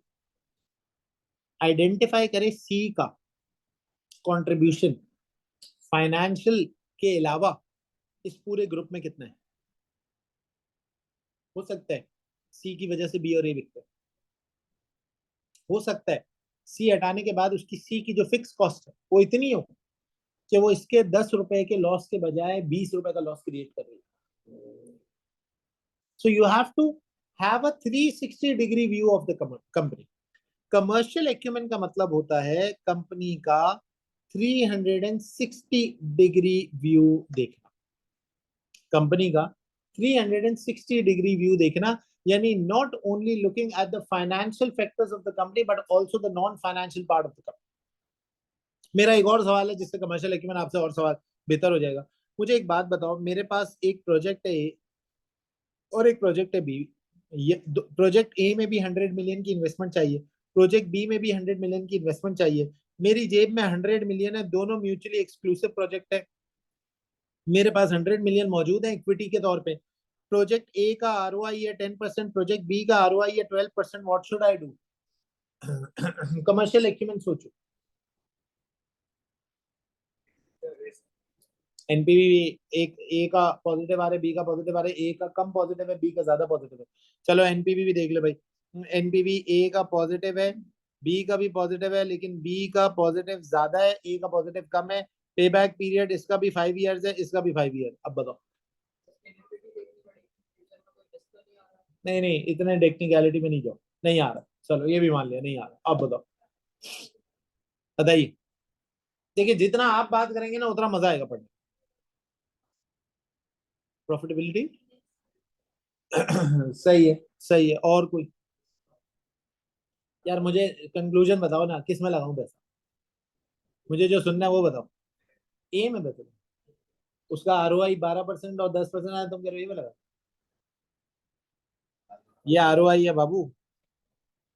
तुम गलत अंग्रेजी का ऑर्डर कर रहे हो क्या? रमजान है, ठीक है। शैतान भी बंद है ऊपर से। भाई वैसे शैतान बंद नहीं है, बड़ा मुश्किल काम है यहाँ पे मेकअप करके बैठना 2-2 घंटे। बहुत मुश्किल काम है। खैर, तो सर मैं आपकी जगह होऊंगा ना, तो मैं कमर्शियल एक्यूमेंट क्या करूंगा पता है? I will go and identify methods of getting 100 million more at a low cost. मैं सिंपल एक काम करूंगा, मैं ढूंढूंगा ऐसा कोई रिसोर्स जहां से 100 मिलियन मिले। मैं क्यों प्रोजेक्ट बी को छोड़ू या प्रोजेक्ट ए को छोड़ू? भाई जब मेरे पास दो प्रपोजल है ना, तो मैं बी, मेरी जेब में 100 रुपए, ये मेरा कसूर नहीं है। ये तो मेरी किस्मत का कसूर है कि मेरी जेब में 100 रुपए है और मैं एक में लगा सकता हूँ। लेकिन मेरा दिमाग मुझे ये कहता है, मेरा कमर्शियल एक्यूमेंट मुझे ये कहता है कि try identifying resources way you can gate 100 rupees at a cost of maximum 9%। क्योंकि अगर मैं 100 रुपए अपना वाला लगा दूं 12 पे, तो पूरा ये छूट रहा है मेरे से। लेकिन अगर मैं किसी से ढूंढ लाऊं 100 रुपए, और वो 100 रुपए ए में लगा दूं और 9% कॉस्ट दे दूं, तो बैठे बैठाए दोनों प्रपोजल की वजह से आज 13% का फायदा हो गया। 12+1। Sir this is what commercial acumen, this is what you are going to learn with the passage of time. ठीक है, ये मैं आपको साथ साथ सिखाता, ये ट्यून इन करना पड़ेगा, ये ऐसे नहीं आएगा। ये आपको सीखना पड़ेगा कि देखो जब कमर्शियल एक्यूमेंट कह रहे हैं तो कैसे लिखूंगा। जब कमर्शियल एक्यूमेंट की बात कर रहे हैं तो आंसर लिखने का तरीका क्या। Is it clear to everyone? Sir मैं अभी दोबारा से सारी बातें कंक्लूड कर रहा हूँ, फिर मैं आ रहा हूँ सीधा पेपर के ऊपर। हम पेपर देखेंगे, फिर मैं आपको फॉर्मेट दिखाऊंगा, फिर मैं आपको खैर बात कर दूंगा। मैं 6 बजे तक नहीं ले जाऊंगा, 5:40 तक, 5:35 5:40 पे ऑफ करूंगा। सर सुन ले, सर ये पूरा एग्जाम हमारा 3 hours and 15 minutes का है। इस पूरे एग्जाम में 15 days before our examination we will get a pre seen material. Sir pre seen material दिखाएं ना सर, आप दिखाएं तो हमें ज्यादा पसंद आएगा वो। देखते हैं कोई हमें प्री सीन मटेरियल मिला तो। ये देख लो सर, ये एसीसीए का प्री सीन है, मेरा नहीं है। ये एसीसीए का प्री सीन मटेरियल है, मैं जो बात बोलूंगा आपको सामने दिखाता हूँ। 3 घंटा 15 मिनट का एग्जाम। एसीसीए ने अपना एक प्री सीन मटेरियल आपको 15 दिन पहले प्रायर टू योर एग्जामिनेशन आपके पोर्टल पे अपलोड कर दिया। ये वो है, कह रहे हैं एप्लीकेबल फॉर सितंबर 2023 एग्जाम। ठीक है जी। क्या है सर इस प्री सीन में? सर ये एक एयरलाइन इंडस्ट्री का था, कॉर्जेट के नाम से, ये एक स्पेसिमेन क्वेश्चन एसीसीए ने डाला। कॉर्जेट के नाम से एक एयरलाइन इंडस्ट्री है। पहले वो तुम्हें इंडस्ट्री की इंफॉर्मेशन देगा। अगर आप टोटल नंबर ऑफ पेजेस देख लें, यहाँ 12 आ रहे हैं, बट ये स्पेसिमेन है। ये जो रियल एग्जाम होता है उसके अंदर तकरीबन 15 से 18 होता है, बट हम 12 को भी कंसिडर कर ले तो भी बहुत ज्यादा है। सर सबसे पहले ये आपको इंट्रोडक्शन देगा। इंट्रोडक्शन क्या देगा भाई? कंपनी के बारे में, कि भाई कॉर्जेट एक ऐसी कंपनी है, जहाज बनाती है। इसके अंदर जो है वो किस तरह स्ट्रक्चर चलता है, पॉइंट टू पॉइंट होता है, या ये कुछ टेक्निकलिटीज है, we would not want to go into those. But ये इंट्रोडक्शन देने के बाद आपको एयरलाइन इंडस्ट्री के बारे में बताएगा।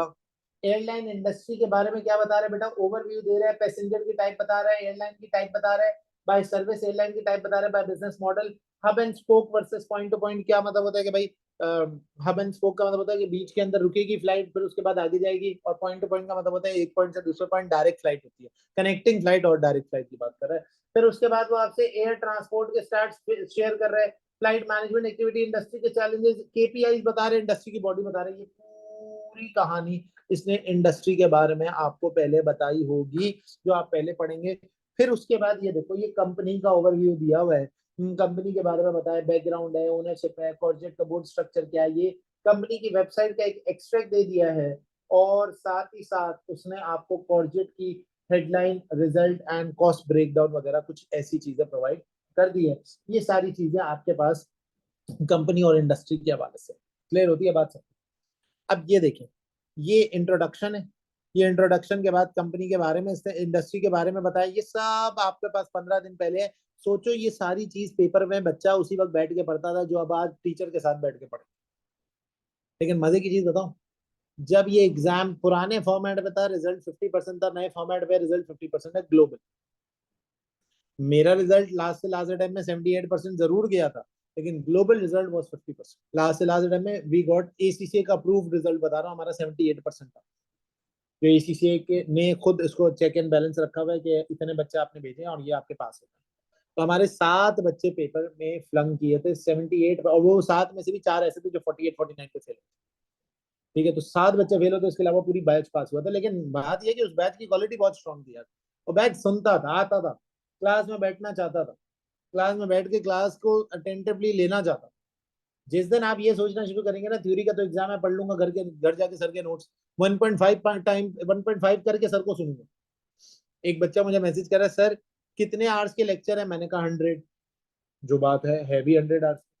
कह रहा है अगर मैं इसको 1.75 से करके सुनूं तो समझ आएंगे आप? मैंने कहा मेरी नॉर्मल स्पीड ही 1.75 है बेटा। अटेंडेंस देना बेटा, सबकी मार्क हो गई। यार ये मार्क तो कर दे प्लीज, कसम से। इसके बाद हम फीस नहीं मांगेंगे आपसे, पहले मार्क कर दें।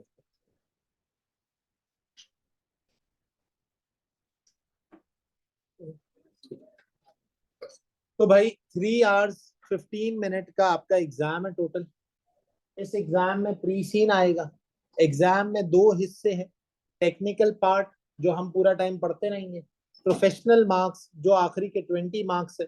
अब पेपर के अंदर ये प्रोफेशनल मार्क्स पहले क्या होता था, सबके चांसेस ऑफ टेस्टिंग नहीं होते थे। इनमें से 2 आते थे, 3 आते थे, कभी 2, कभी 3, कभी 1। अब पेपर के अंदर each professional marks will be tested. इसका मतलब है कि अगर 20 मार्क प्रोफेशनल के हों और 5 प्रोफेशनल स्किल्स हों तो कितने मार्क्स हो गए? 4 मार्क पर प्रोफेशनल स्किल। तो आपसे सारे के सारे प्रोफेशनल मार्क्स आपके पेपर में टेस्ट होंगे। हर प्रोफेशनल मार्क के 4 मार्क्स होंगे। टोटल 20 मार्क्स प्रोफेशनल के होंगे, 80 मार्क्स टेक्निकल के होंगे। टेक्निकल की पोर्शन में 9 to 10 चैप्टर्स हैं। अच्छा, टेक्निकल के मैंने आपको टॉपिक्स भी बता दिए। टेक्निकल के टॉपिक्स बताने के बाद आपको पेपर में 4 चीजें आइडेंटिफाई करनी होंगी जैसे ही आप पेपर को इनिशिएट करने जा रहे हैं। Number 1, who you are. Number 2, whom you are communicating to. Number 3, what format will be tested. And number 4, which model will be tested in your exam. यहाँ तक सबको क्लियर होती है बात? जी। पेपर के अंदर भी यार सेम ही रहेगा नहीं? अच्छा, अब ये बहुत अच्छा सवाल तुमने पूछा। देखो इसमें 2 चीजें। कभी कभी वो पेपर के अंदर हु वी आर चेंज कर देता है हर क्वेश्चन टू क्वेश्चन, और कभी कभी वो पेपर के अंदर हु वी आर सेम रखता है फॉर एवरी क्वेश्चन। कभी कभी वो पेपर के अंदर हु वी आर चेंज कर देता है, यानी कुछ एग्जाम में आपको पेपर के अंदर एक ही आपका जो है वो रोल पूरे पेपर के अंदर रहता है, और कुछ एग्जामिनेशन में आपका रोल जो है वो चेंज होता रहता है। अब 80 to 90% ऑफ द एग्जाम में वो सेम ही रखता है। 80 to 9% 90% ऑफ द एग्जाम में वो पेपर का अंदर सेम ही रखता है, लेकिन 10% एग्जामिनेशन ऐसे है जिसमें क्वेश्चन टू क्वेश्चन चेंज भी करते हैं। तो ये can I can not state that, but ये 2 एग्जाम से ऐसे रख रहा है कि पेपर को सेम रखता है। पेपर पैटर्न पे मैं आ रहा हूँ, पेपर पैटर्न पे मैं आ रहा हूँ। और कोई सवाल यहाँ तक किसी का है तो, वरना फिर मैं पहले पेपर पैटर्न पे आता हूँ और फिर आपको फॉर्मेट दिखाता हूँ। जी, किसी का कोई सवाल, कोई परेशानी, कोई मसला, कोई चीज जो आपको समझ ना आई हो अभी तक, मुझसे पूछो। क्लियर है सब? चलिए, अब मैं आता हूं आपको एक रियल एग्जाम दिखाता हूँ। Let's see a real examination, ताकि आपको मेरी बात और क्लियर हो।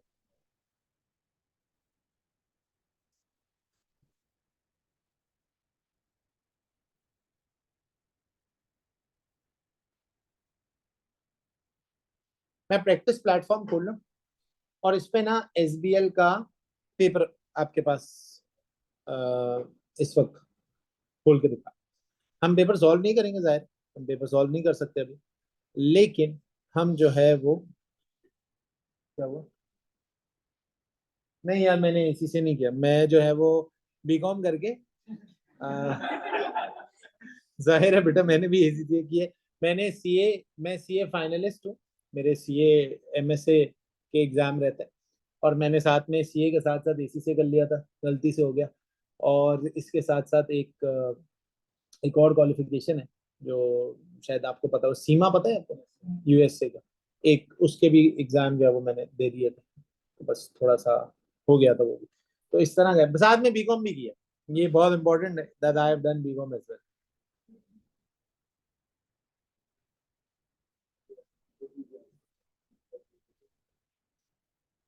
आई hope so I have answered your question जी।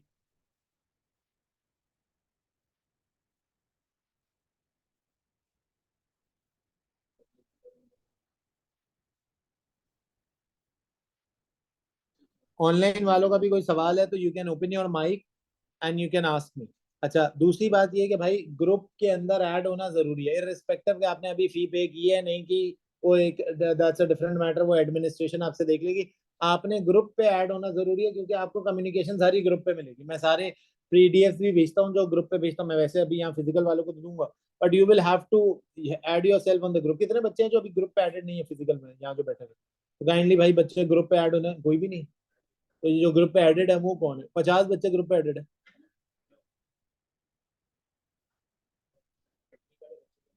नहीं नहीं बेटा, एडेड वाले नहीं। खैर,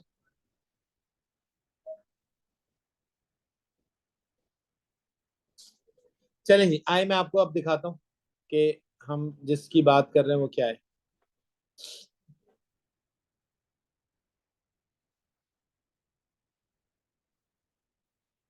देखिए, ये एक क्वेश्चन है, sir can you shift Thursday class to Sunday? बेटा संडे नहीं बेटा, मेरी भी फैमिली है। मैं संडे नहीं, मैं घर से निकाला जाऊंगा बच्चे। बहुत मुश्किल होता है अभी, आप लोगों को पता नहीं है। एक सवाल है यहाँ पे पील स्लीप के नाम से, वैसे पता होगा कुछ काफियों को तो पता है, फैमिली जैसे ही बनाया हुआ है आप लोगों ने।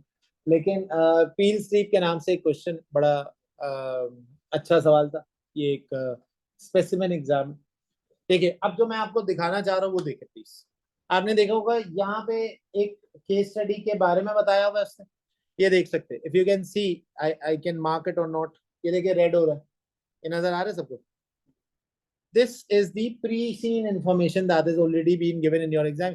ये पेपर से पहले भी तुम्हें मिली है, पेपर से पहले भी तुम्हें मिली है, पेपर के बाद में भी, पेपर के दौरान भी तुम्हें मिलेगी।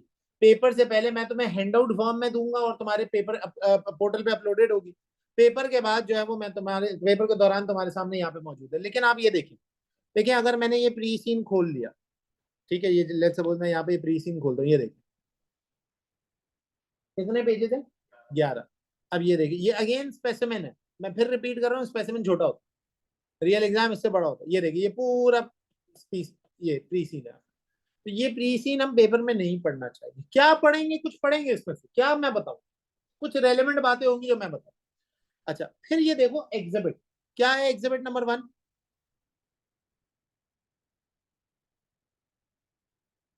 Contract terms to supply bed mattress. ये पील स्लीप सोल्यूशन ना एक बेड की कंपनी है, बेड बनाने की कंपनी है। इसने बोला भाई कॉन्ट्रैक्ट टर्म्स है टू सप्लाई बेड मेट्रेस। कोई कॉन्ट्रैक्ट हुआ हुआ है, उसके टर्म्स एंड कंडीशन आपके सामने यहाँ पे दिखाई गई है ये। फिर दूसरा है स्टाफ का सर्वे रिजल्ट,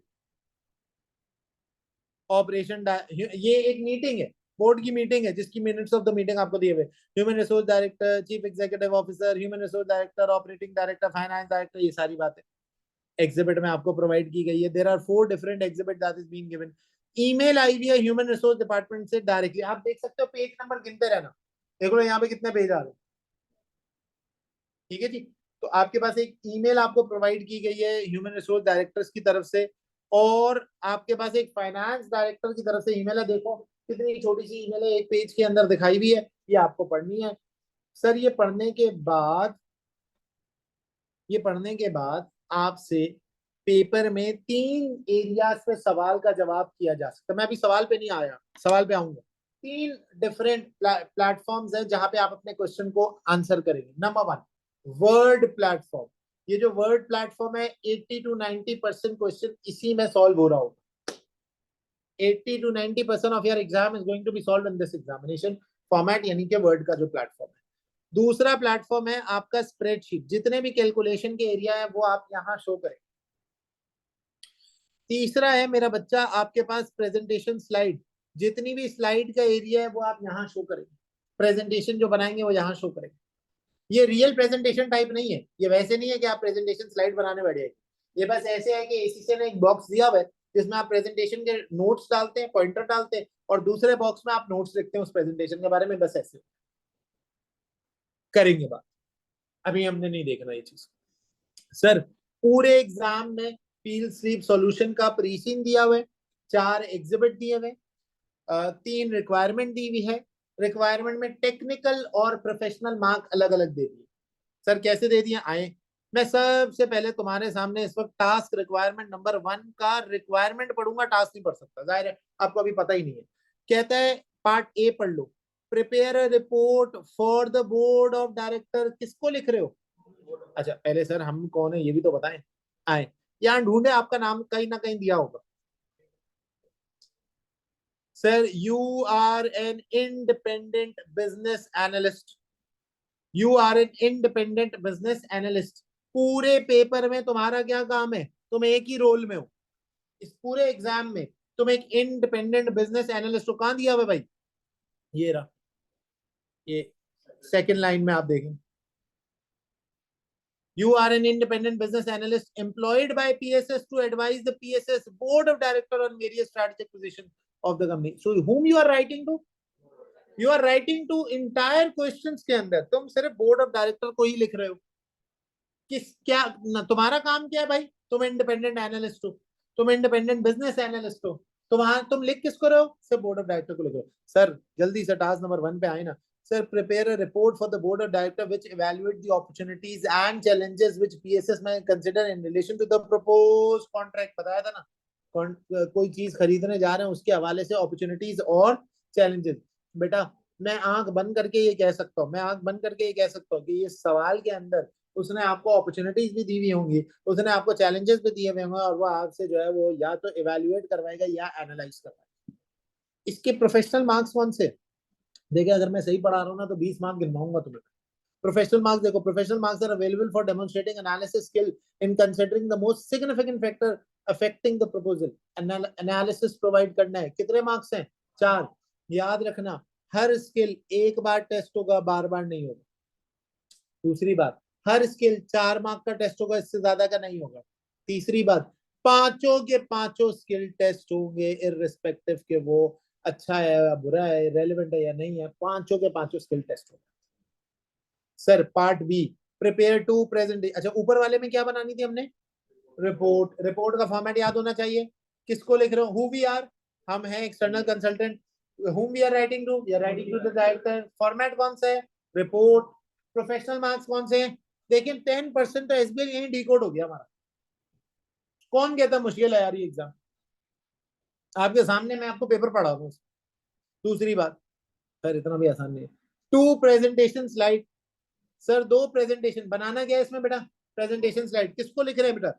टू अकम्पनिंग, ये ऊपर वाले नेक्स्ट बोर्ड मीटिंग में बोर्ड ऑफ डायरेक्टर को ही लिख रहे हैं। किसको लिख रहे हैं? Board of director. Who we are external consultant. What we are making? We are making presentation slide. Sir format इसमें प्रोफेशनल मार्क्स कौन सा टेस्ट हो रहा है? Communication skill. कितने मार्क्स का सर? 4। टास्क नंबर 1 हो गया। सर नेक्स्ट टास्क पे आए।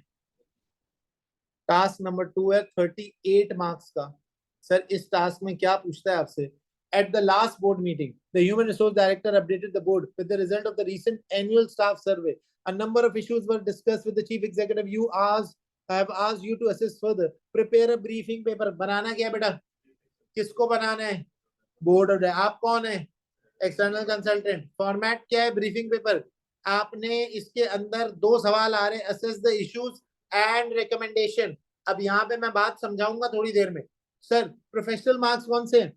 स्केप्टिसिज्म के। कितने मार्क्स हैं? 4। 3 स्किल टेस्ट हो गए, 12 मार्क्स हो गए इसमें, और तीनों एक जैसे नहीं। Sir next question, draft an email to the human resource director. क्या बनाना है? ईमेल। ईमेल का फॉर्मेट। अब पेपर में ब्लंडर सुनो सर, वो 7 बच्चों में से एक बच्चा मुझे आगे पता है क्या कहता है? सर सब आता था, फॉर्मेट भूल गया। गोली मार देने का दिल करता है उसको। यार गधे, किसी तोते को भी रटवाओगे ना फॉर्मेट, वो भी कर लो। आप ईमेल का फॉर्मेट भूल गए, अल्लाह माफ करे यार, आपको तो मतलब मैं क्या बोलूं। यार आप रिपोर्ट का फॉर्मेट भूल गए, आप पेपर में बोल रहे हो मैं रिपोर्ट का फॉर्मेट भूल गया। सर आती थी, रिपोर्ट बनानी आती थी, फॉर्मेट याद, टू फ्रॉम नहीं याद है, सब्जेक्ट नहीं याद है, बेटा इसी से मार्क्स काटेगा।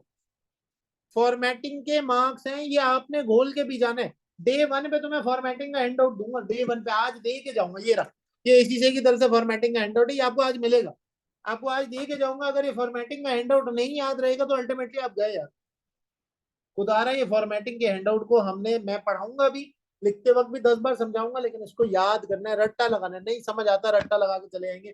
कम से कम फॉर्मेटिंग पे गलती नहीं कर सकता, ब्लंडर है यार, पूरा पेपर पढ़ लिया फॉर्मेटिंग गलत कर रहा, ईमेल का फॉर्मेट नहीं याद आ रहा, प्रेस रिलीज का फॉर्मेट नहीं पता, रिपोर्ट का फॉर्मेट और लेटर का फॉर्मेट मिक्स कर दिया, खुदा रहा फॉर्मेट नहीं करेंगे हम गलती। फिर कहता है आपने कमर्शियल अपने जो एक्यूमेंट स्किल का इस्तेमाल करना है। 4 मार्क्स ये हो गए, 4 मार्क्स ऊपर उसने रखे हुए थे स्केप्टिसिज्म के, कितने हो गए बेटा, 4 4 8 और पिछले 4 4 12, ठीक है, नहीं 4 4 8 और 8 16, 16 मार्क्स आपके हो गए। सर इसके अंदर क्या है, इसके अंदर भी हमने जो है वो चेंजेस इन पीएसएल में फेस ऑफ सच प्रोग्राम बनाना है, वो हम करेंगे, हमारा भी उस पर कोई काम नहीं है। सर तीसरी चीज आती है आपके पास, तीसरी चीज आती है आपके पास, that is discuss how PSS benefit, prepare a briefing note. इसमें क्या बनाना है बेटा, ब्रीफिंग नोट। ब्रीफिंग नोट बनाने के साथ हम लोग कौन है, एक्सटर्नल कंसल्टेंट, लिख किसको रहे, डायरेक्टर को। सर इसमें प्रोफेशनल मार्क्स कौन से हैं, इसने ऊपर कोई प्रोफेशनल मार्क्स नहीं लिखे हुए, आखिर में लिखे हुए कौन से प्रोफेशनल मार्क्स आ रहे हैं बेटा यहाँ पे। सर यहाँ पे हमारे पास प्रोफेशनल मार्क्स आ रहे हैं, marks for demonstrating the evaluation skills, evaluation skills demonstrate करने के प्रोफेशनल मार्क्स। सर देखें, मैं आपको आज ये बात समझा देता हूँ। अच्छा एक चीज और, एक आखिरी चीज और बता दो, फिर मैं कंक्लूडिव रिमार्क पे बात करूंगा आखिर में, और फिर हम जो है ना क्लास को तकरीबन 2 4 मिनट में ऑफ करेंगे। सर मैं आज आपको एक ऐसा नुस्खा बताने जा रहा हूँ जिससे आपका पेपर लिखने का तरीका बड़ा आसान हो जाए। नंबर वन, एसबीएल में ना ये बात पत्थर पे लकीर है, ये बात पत्थर पे लकीर है जो मैं अभी आपको बता रहा हूँ। सबसे पहली चीज, 2 मार्क्स फॉर 1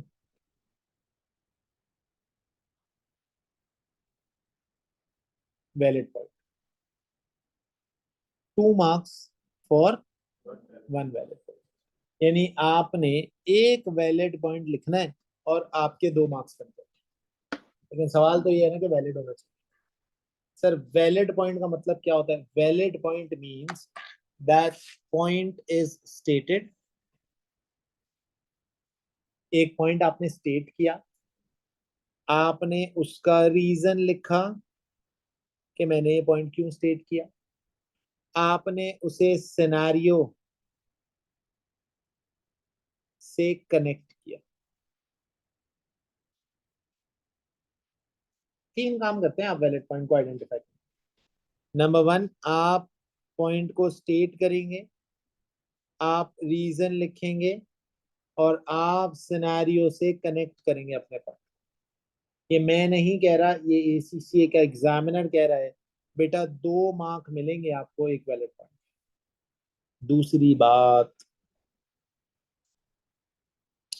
सर इसमें कुछ एक्सेप्शन है, अब एक्सेप्शन सुनो। पहली एक्सेप्शन, अगर वो आपसे 2 कॉलम आंसर लिखवा रहा है तो 1 point is equal to 3 marks. अगर वो आपसे 2 कॉलम वाला, मिसाल के तौर पर वो आपसे कहता है identify the risk and evaluate how this risk may have an impact on the company's profitability, 2 column, 2 column, एक वैलिड पॉइंट जो कि दोनों कॉलम में आ रहा है, विल गिव यू 3 मार्क्स। अगर वो आपसे 3 कॉलम वाला सवाल लिखवा रहा है तो आपका एक पॉइंट आपको 4 मार्क्स दिलाएगा। आपका एक वैलिड पॉइंट आपको 4 मार्क्स केटर करवा, यानी उसने कहा identify the risk, identify the impact, and state the mitigating factors of mitigating this risk. So you will get 4 marks for one valid point. Is it clear? Is it clear to everyone? Sir, तीसरी बात, इस पूरे examination में आप कितना quality का answer लिखते हैं ये मैटर करता है, कितना ज्यादा लिखते हैं ये मैटर नहीं करता। अगर पेपर में 12 मार्क्स का सवाल है और 4 मार्क्स टेक्निकल है, तो आप क्या करेंगे, कितना होता है, 16, 16 डिवाइडेड बाय 2, क्योंकि नॉर्मल तो 2 ही है, तो कितने पॉइंट्स लिखने हैं आपने। अब आप यहाँ से बाहर जाएंगे, आपका एक दोस्त मिलेगा आपको, कहेगा यार सर शेख बिलाल से पढ़ रहे हो, मैं तुम्हें इनकी एक बुराई बताता हूँ, ये ना टेक्निकल के साथ प्रोफेशनल मार्क्स ऐड कराकर तुमसे 8 पॉइंट लिखाते हैं। हमारे टीचर एक्स हैं, उन्होंने कहा था सिर्फ 12 मार्क्स को 2 से डिवाइड करो। जब तुम 12 को 2 से डिवाइड करोगे तो कितने पॉइंट बनेंगे, 6। ये कौन कितना लिखवा रहा है, 8।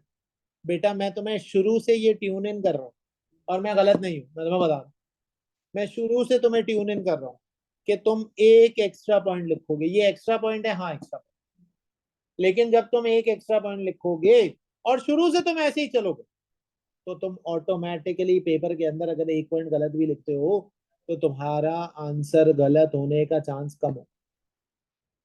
लेकिन तुम अगर 12 को 2 से डिवाइड करो which gives you an answer of 6, and you right 6 point, and let's suppose उसमें से 2 पॉइंट गलत हो जाए, तो you will be getting marks on 4। However इसमें से अगर 2 गलत हो गए तो तुम्हारे 6 के 6 पॉइंट जिस पे तुम्हें एक्चुअल मार्क्स मिलने वो मिलेंगे।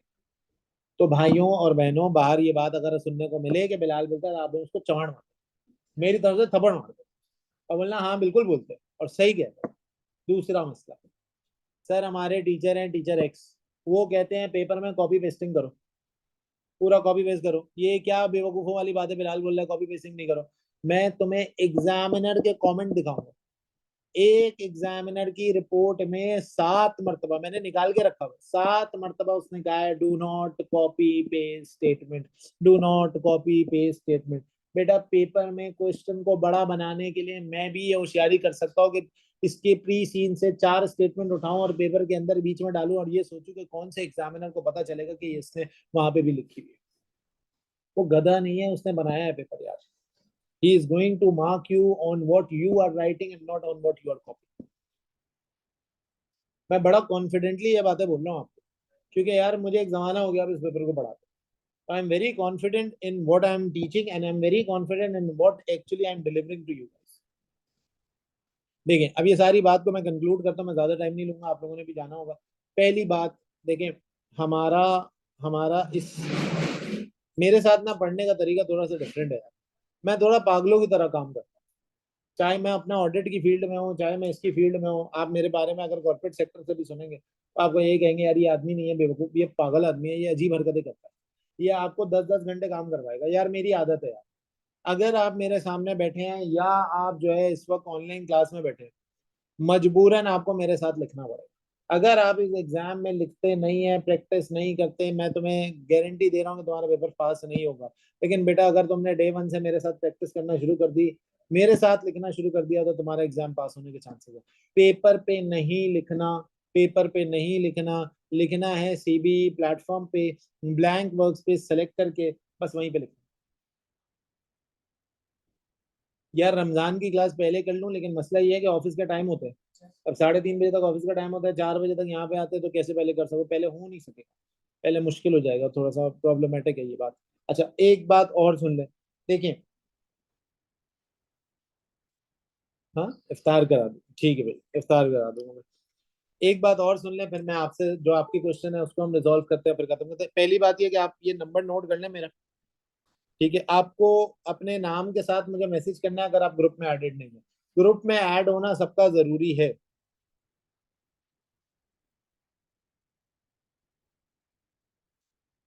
ठीक है, ये मेरा नाम है, आपने ग्रुप में ऐड होना है, ये नंबर आप नोट कर लें, मोबाइल फोन में लिखना है। आपको सबसे पहला काम ये करना है कि आपने ग्रुप में ऐड होना है, नंबर 1। नंबर 2, यार देखो, आज की क्लास के बाद आपका बड़ा स्टेटेड डिसीजन हो जाना चाहिए कि आपको एसबीएल देना है। देना है तो किससे पढ़ना है, किससे पढ़ना है तो कैसे पढ़ना है। ये 3 बातें मैं आपको सब बता रहा हूँ, सब बता रहा हूँ। ये 3 बातें आपने दिमाग में, आप आज जाके फैसला ले लें, और जो फैसला ले लेना यार, अब इस पे स्टिक रहिए। अब ये नहीं कीजिएगा कि सर मैं यार 3 डेमो आपके भी दूंगा, 2 डेमो उधर भी दूंगा, 6 डेमो इधर भी लूंगा, मैं मौसमी मेंढक को पूरी जगह घूमूंगा, फिर मैं डिसाइड करूंगा कि कहाँ से ले। भाई अगर आपको कहीं और समझ आता है आप कहीं और से ले ले, आपको मैं समझ आता है आप मुझसे ले ले। जो भी है पेपर पास हो जाए। मेरे मेरे पास जो आप अगर आते हैं ना, तो इसका एक बेसिक सा जो काम मैं करता हूँ, जो शायद मेरी एक यूएसपी भी बना हुआ इस वक्त, that is that I correct your practice examination. Last attempt में हमने 86 एसबीएल के पेपर चेक किए थे। 86 एसबीएल के पेपर मैंने चेक किए थे बच्चों के, जिसके अंदर बच्चों ने जो प्रैक्टिस किए थे वो मैंने उनको करके उसको बेसिकली लोगों को रिव्यू देता। उससे पहली अटेम्प्ट में we went to 112 exams, 112 paper check किए। आप पेपर चेक कराने को तैयार नहीं है, पेपर मत आइएगा क्लास में। अगर तुमने लिखना है, अगर लिखने का टाइम है, अगर लिख सकते हो तो सही है बेटा, अगर नहीं लिख सकते, लिखने का टाइम नहीं है, सर मैं तो पेपर पढ़ के ही फर्स्ट आ जाता हूँ, सर मैं एग्जामिनर आंसर पढ़ के कर लूंगा, सर मैंने आंसर लिखा खुद से चेक कर लिया, बकवास बात। मैं आपसे कह रहा हूँ कि आप मुझे चेक कराएं, आप बोल रहे हैं मैंने खुद से पढ़ के चेक कर लिया। भाई खुद से पढ़ के चेक नहीं होता, पहली बात। ठीक है, दूसरी बात, एग्जामिनर के आंसर को सामने रखा, मैंने एक कंसोलिडेटेड फिगर निकाल दिया, मैंने अपना आंसर रखा, मैंने एग्जामिनर का आंसर रखा, सर मुझे ऐसा लग रहा है एग्जामिनर से भी अच्छा लिख दिया। यार अल्लाह के बंदे तो मुझे चेक कराते हैं, आप मेरे पीछे भागे, आप मुझसे आंसर चेक कराएं, मैं चेक करके दूंगा, मेरी ये जिम्मेदारी है कि मैं चेक करूं। अगर आपको पेपर चेक करके नहीं दे रहा तो बेकार है एसबीएल पढ़ना। है एसबीएल में पास होने का तरीका ही यही है। मैं आपकी मिस्टेक उस वक्त तक आइडेंटिफाई कर ही नहीं सकता जब तक मैं आपका लिखना पे देखें। एफआर के एग्जाम में 2+2 4 होता है, दुनिया का कोई सवाल कर लो 2+2 आएगा तो तुमने 4 ही लिखना है। यहाँ पर बेटा 2+2 लिखने के 6 तरीके, कौन सा सही है वो मैं बताऊं। तो खुदारा आपने आंसर चेक कराना है, मेरे साथ आंसर करना है। एक बात और हो गई, ये बात और सुन ले यार, एसबीएल का एक केस स्टडी है, ये मैंने अभी आपको दिखाया। अच्छा, एक रिव्यू। पता है सर बिलाल ना शुरू में एसबीएल के पास पेपर नहीं कराएंगे, ये करवाएंगे आखिर में। यार कौन करवा सकता, आप मुझे बताएं, जब तक मैं तुम्हें टेक्निकल नॉलेज का 50 to 60% तुम्हारे दिमाग में ना डाल दूं, तुम्हें पेपर कैसे कराऊं। मुझे बता दें आप कैसे, कोई तरीका बता दें जिससे हो सकता है, एक तरीका हो सकता है, मैं नाम नहीं लूंगा, एक हमारे बड़े अच्छे दोस्त है, देखो पढ़ाने का 2 तरीके। मैं क्या करूंगा, मैं आपको टेक्निकल पार्ट पढ़ाऊंगा, 50-60% पढ़ाऊंगा, उस दौरान में P1 P3 के पास पेपर करा, जो पुराना था। वो पुराने पास पेपर सिर्फ टेक्निकल को टच करेंगे, वो प्रोफेशनल को टच नहीं करेंगे, वो एसबीएल को टच नहीं करेंगे, लेकिन वो आपके टेक्निकल को स्ट्रॉन्ग करेंगे। 50-60% जिस दिन हो जाएगा ना, मैं तुम्हें बोलूंगा आओ जी, let's sit in an SBL exam. अब हम एसबीएल के पास पेपर को सॉल्व करना, मैं एसबीएल का पास पेपर तुम्हें कराना शुरू कर दूंगा, लेकिन जब तक 50-60% ऑफ द कोर्स नहीं होता मैं तुम्हें P1 P3 कराऊंगा। मुझे पिछले 2-4 अटेम्प्ट से ये सुनने को मिल रहा है, ये तो P1 कराता है शुरू में, वो तो रेलेवेंट ही नहीं है, ये तो P3 कराएगा शुरू में, रेलेवेंट ही नहीं है, ये जो है ना वो 50% एग्जाम 50% सिलेबस के बाद एसबीएल कराता है, उस वक्त तक तो डर लग रहा होता है, समझ नहीं आती उस वक्त क्या करें, क्या होगा। भाई मैं ऐसा ही हूँ, यही होगा यार, मैं नहीं करा सकता। आपके पास एक केस स्टडी, आप मुझे बोल दे सर इस केस स्टडी में 10 टॉपिक हैं, 10 टॉपिक आप पहले पढ़ा दे और करा दो, मैं करा दूँ। एक हमारे बहुत अच्छे अजीज आदमी है, बहुत नेक आदमी है, एक टीचर है, जहाँ मैं पहले पढ़ाता था वहां पे होते। ठीक है, तो वो टीचर जो है ना, उन्होंने मैंने क्लास देखी उसमें उन्होंने बोला कि मैं आपको बहुत अच्छे तरीके से पढ़ाऊंगा। कैसे, पेपर उठाया उन्होंने और पेपर में निकाले 4 टॉपिक्स, 4 टॉपिक पढ़ा दिए, यानी 4 टॉपिक टेक्निकल पार्ट पढ़ा दिया, यानी मिसाल के तौर पे सॉर्ट पढ़ा दिया, उसमें टेस्ट हो रहा था, पेस्टल पढ़ा दिया, उसमें टेस्ट हो रहा था, पेपर दिया बच्चे को। कौन सी क्लास में, 5वीं क्लास में बच्चा पेपर कर रहा है। लेकिन यार एक बात बताओ, ये तो वो पेपर है ना जो तुम्हें पहले से पता है, जिसमें टॉपिक भी तुमने निकाल लिए, मैं भी कर सकता हूँ, मैं आपका आइडियल टीचर बन जाऊंगा। यानी आप बोलेंगे यार कितना जबरदस्त टीचर है, जो पढ़ाया वही पेपर में दे रहा है। लेकिन एक बात बताओ, रियल एग्जाम में अगर कोई छठा टॉपिक आ गया जो तुम्हें नहीं पता, तो एग्जाम वाले दिन तुम ही मुझे बददुआएं दे रहे हो। कि इसने पैसे हराम नहीं किए, पैसे हलाल करे। तो यार मैं नहीं, जो सच बात है भाई, देखो मैं भी एज अ स्टूडेंट रह चुका अपनी लाइफ में, and I would want to know this, I would want to do this. भाई मैं ज्यादा अच्छा तब हूं जब मैं तुम्हें सब पढ़ा दूं और फिर प्रैक्टिस करा दूं।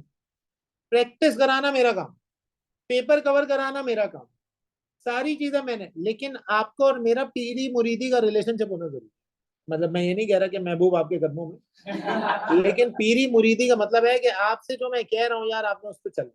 अगर आप उस पर चलना शुरू करेंगे, 78% रिजल्ट आया है, इंशाल्लाह लास्ट अटेम्प्ट का भी मैं तुम्हें दिखाऊंगा, रिजल्ट आएगा तुम्हारे सामने, छुप नहीं सकता, वो भी तुम्हारे सामने आएगा। तो यार, और उससे पहले वाली अटेम्प्ट में हमने 75% क्रॉस किया था, उससे पहले वाली अटेम्प्ट में हमने 62% क्रॉस किया, तो यार ये कंसिस्टेंटली ऊपर ही जा रहे हैं। तो आपके रिजल्ट में देर इज नथिंग कि आपका रिजल्ट ओके, आपका रिजल्ट भी आगे बढ़ेगा।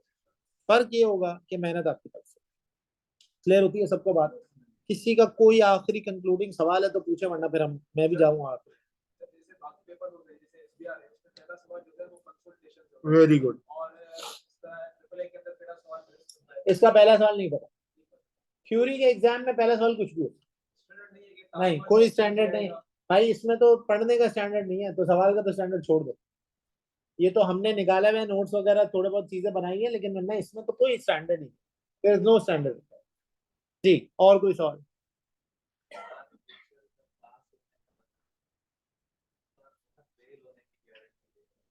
नहीं नहीं, मैंने ये नहीं कहा फेल होने की गारंटी दे रहा हूँ। मैं आपसे कह रहा हूँ कि ये वो तरीका है जिससे आप फेल हो सकते हो, तो ऑटोमेटिकली अब आप फिक्र कर लोगे कि पास होने का तरीका क्या है, फिगर आउट कर लिया होगा अब तक। भाई मिसाल के तौर पे मैंने तुम्हें कहा, स्टडी मटेरियल मैं दूंगा, सब कुछ मैं प्रोवाइड करूंगा, आपने बीपीपी नहीं खरीदनी। अच्छा एक और मसला, सर बीपीपी की किट नहीं कराते, कर लो 600 पेज की किट है, कर लो 3 महीने में, तुम ही कर लो, मैं तो नहीं करा दूँ। ना बीपीपी की किट कराऊंगा, ना कैप्लन की कराऊंगा, ना जरूरत है। एसबीएल का पेपर पास करने के लिए एसबीएल के पेपर की जरूरत है, एसबीएल का पेपर पास करने के लिए P1 P3 के पेपर की जरूरत है। सीधा पेपर पास, पेपर प्रैक्टिस से पास होगा, पीपीपी और कैप्लान की किट नहीं हो सकती। और दूसरा रीजन मैं तुम्हें बताऊं, बेटा एक टेक्निकल इशू है।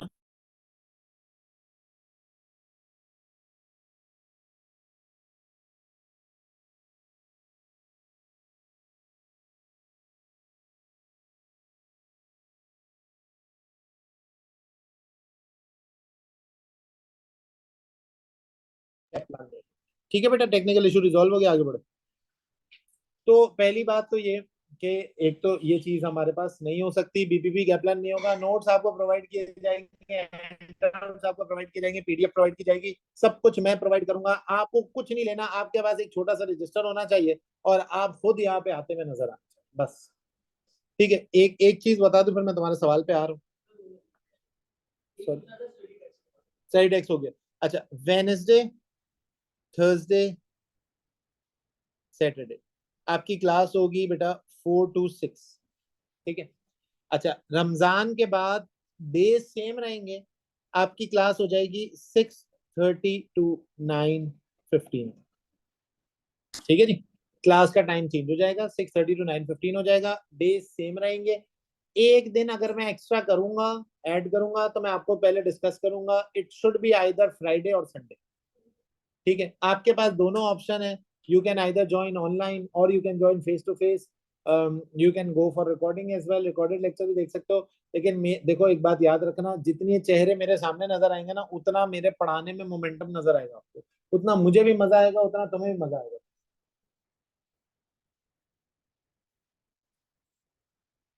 है? क्या बोल लो?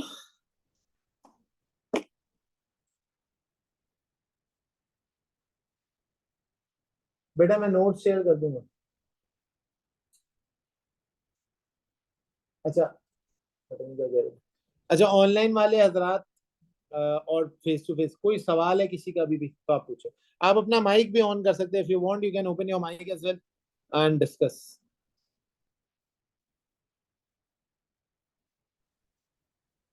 नहीं अस्सलाम बेटा, वालेकुम नॉर्थ सर। कैंपस में क्लास नहीं होगी, नॉर्थ कैंपस में नहीं। जी वालेकुम सलाम, बोले।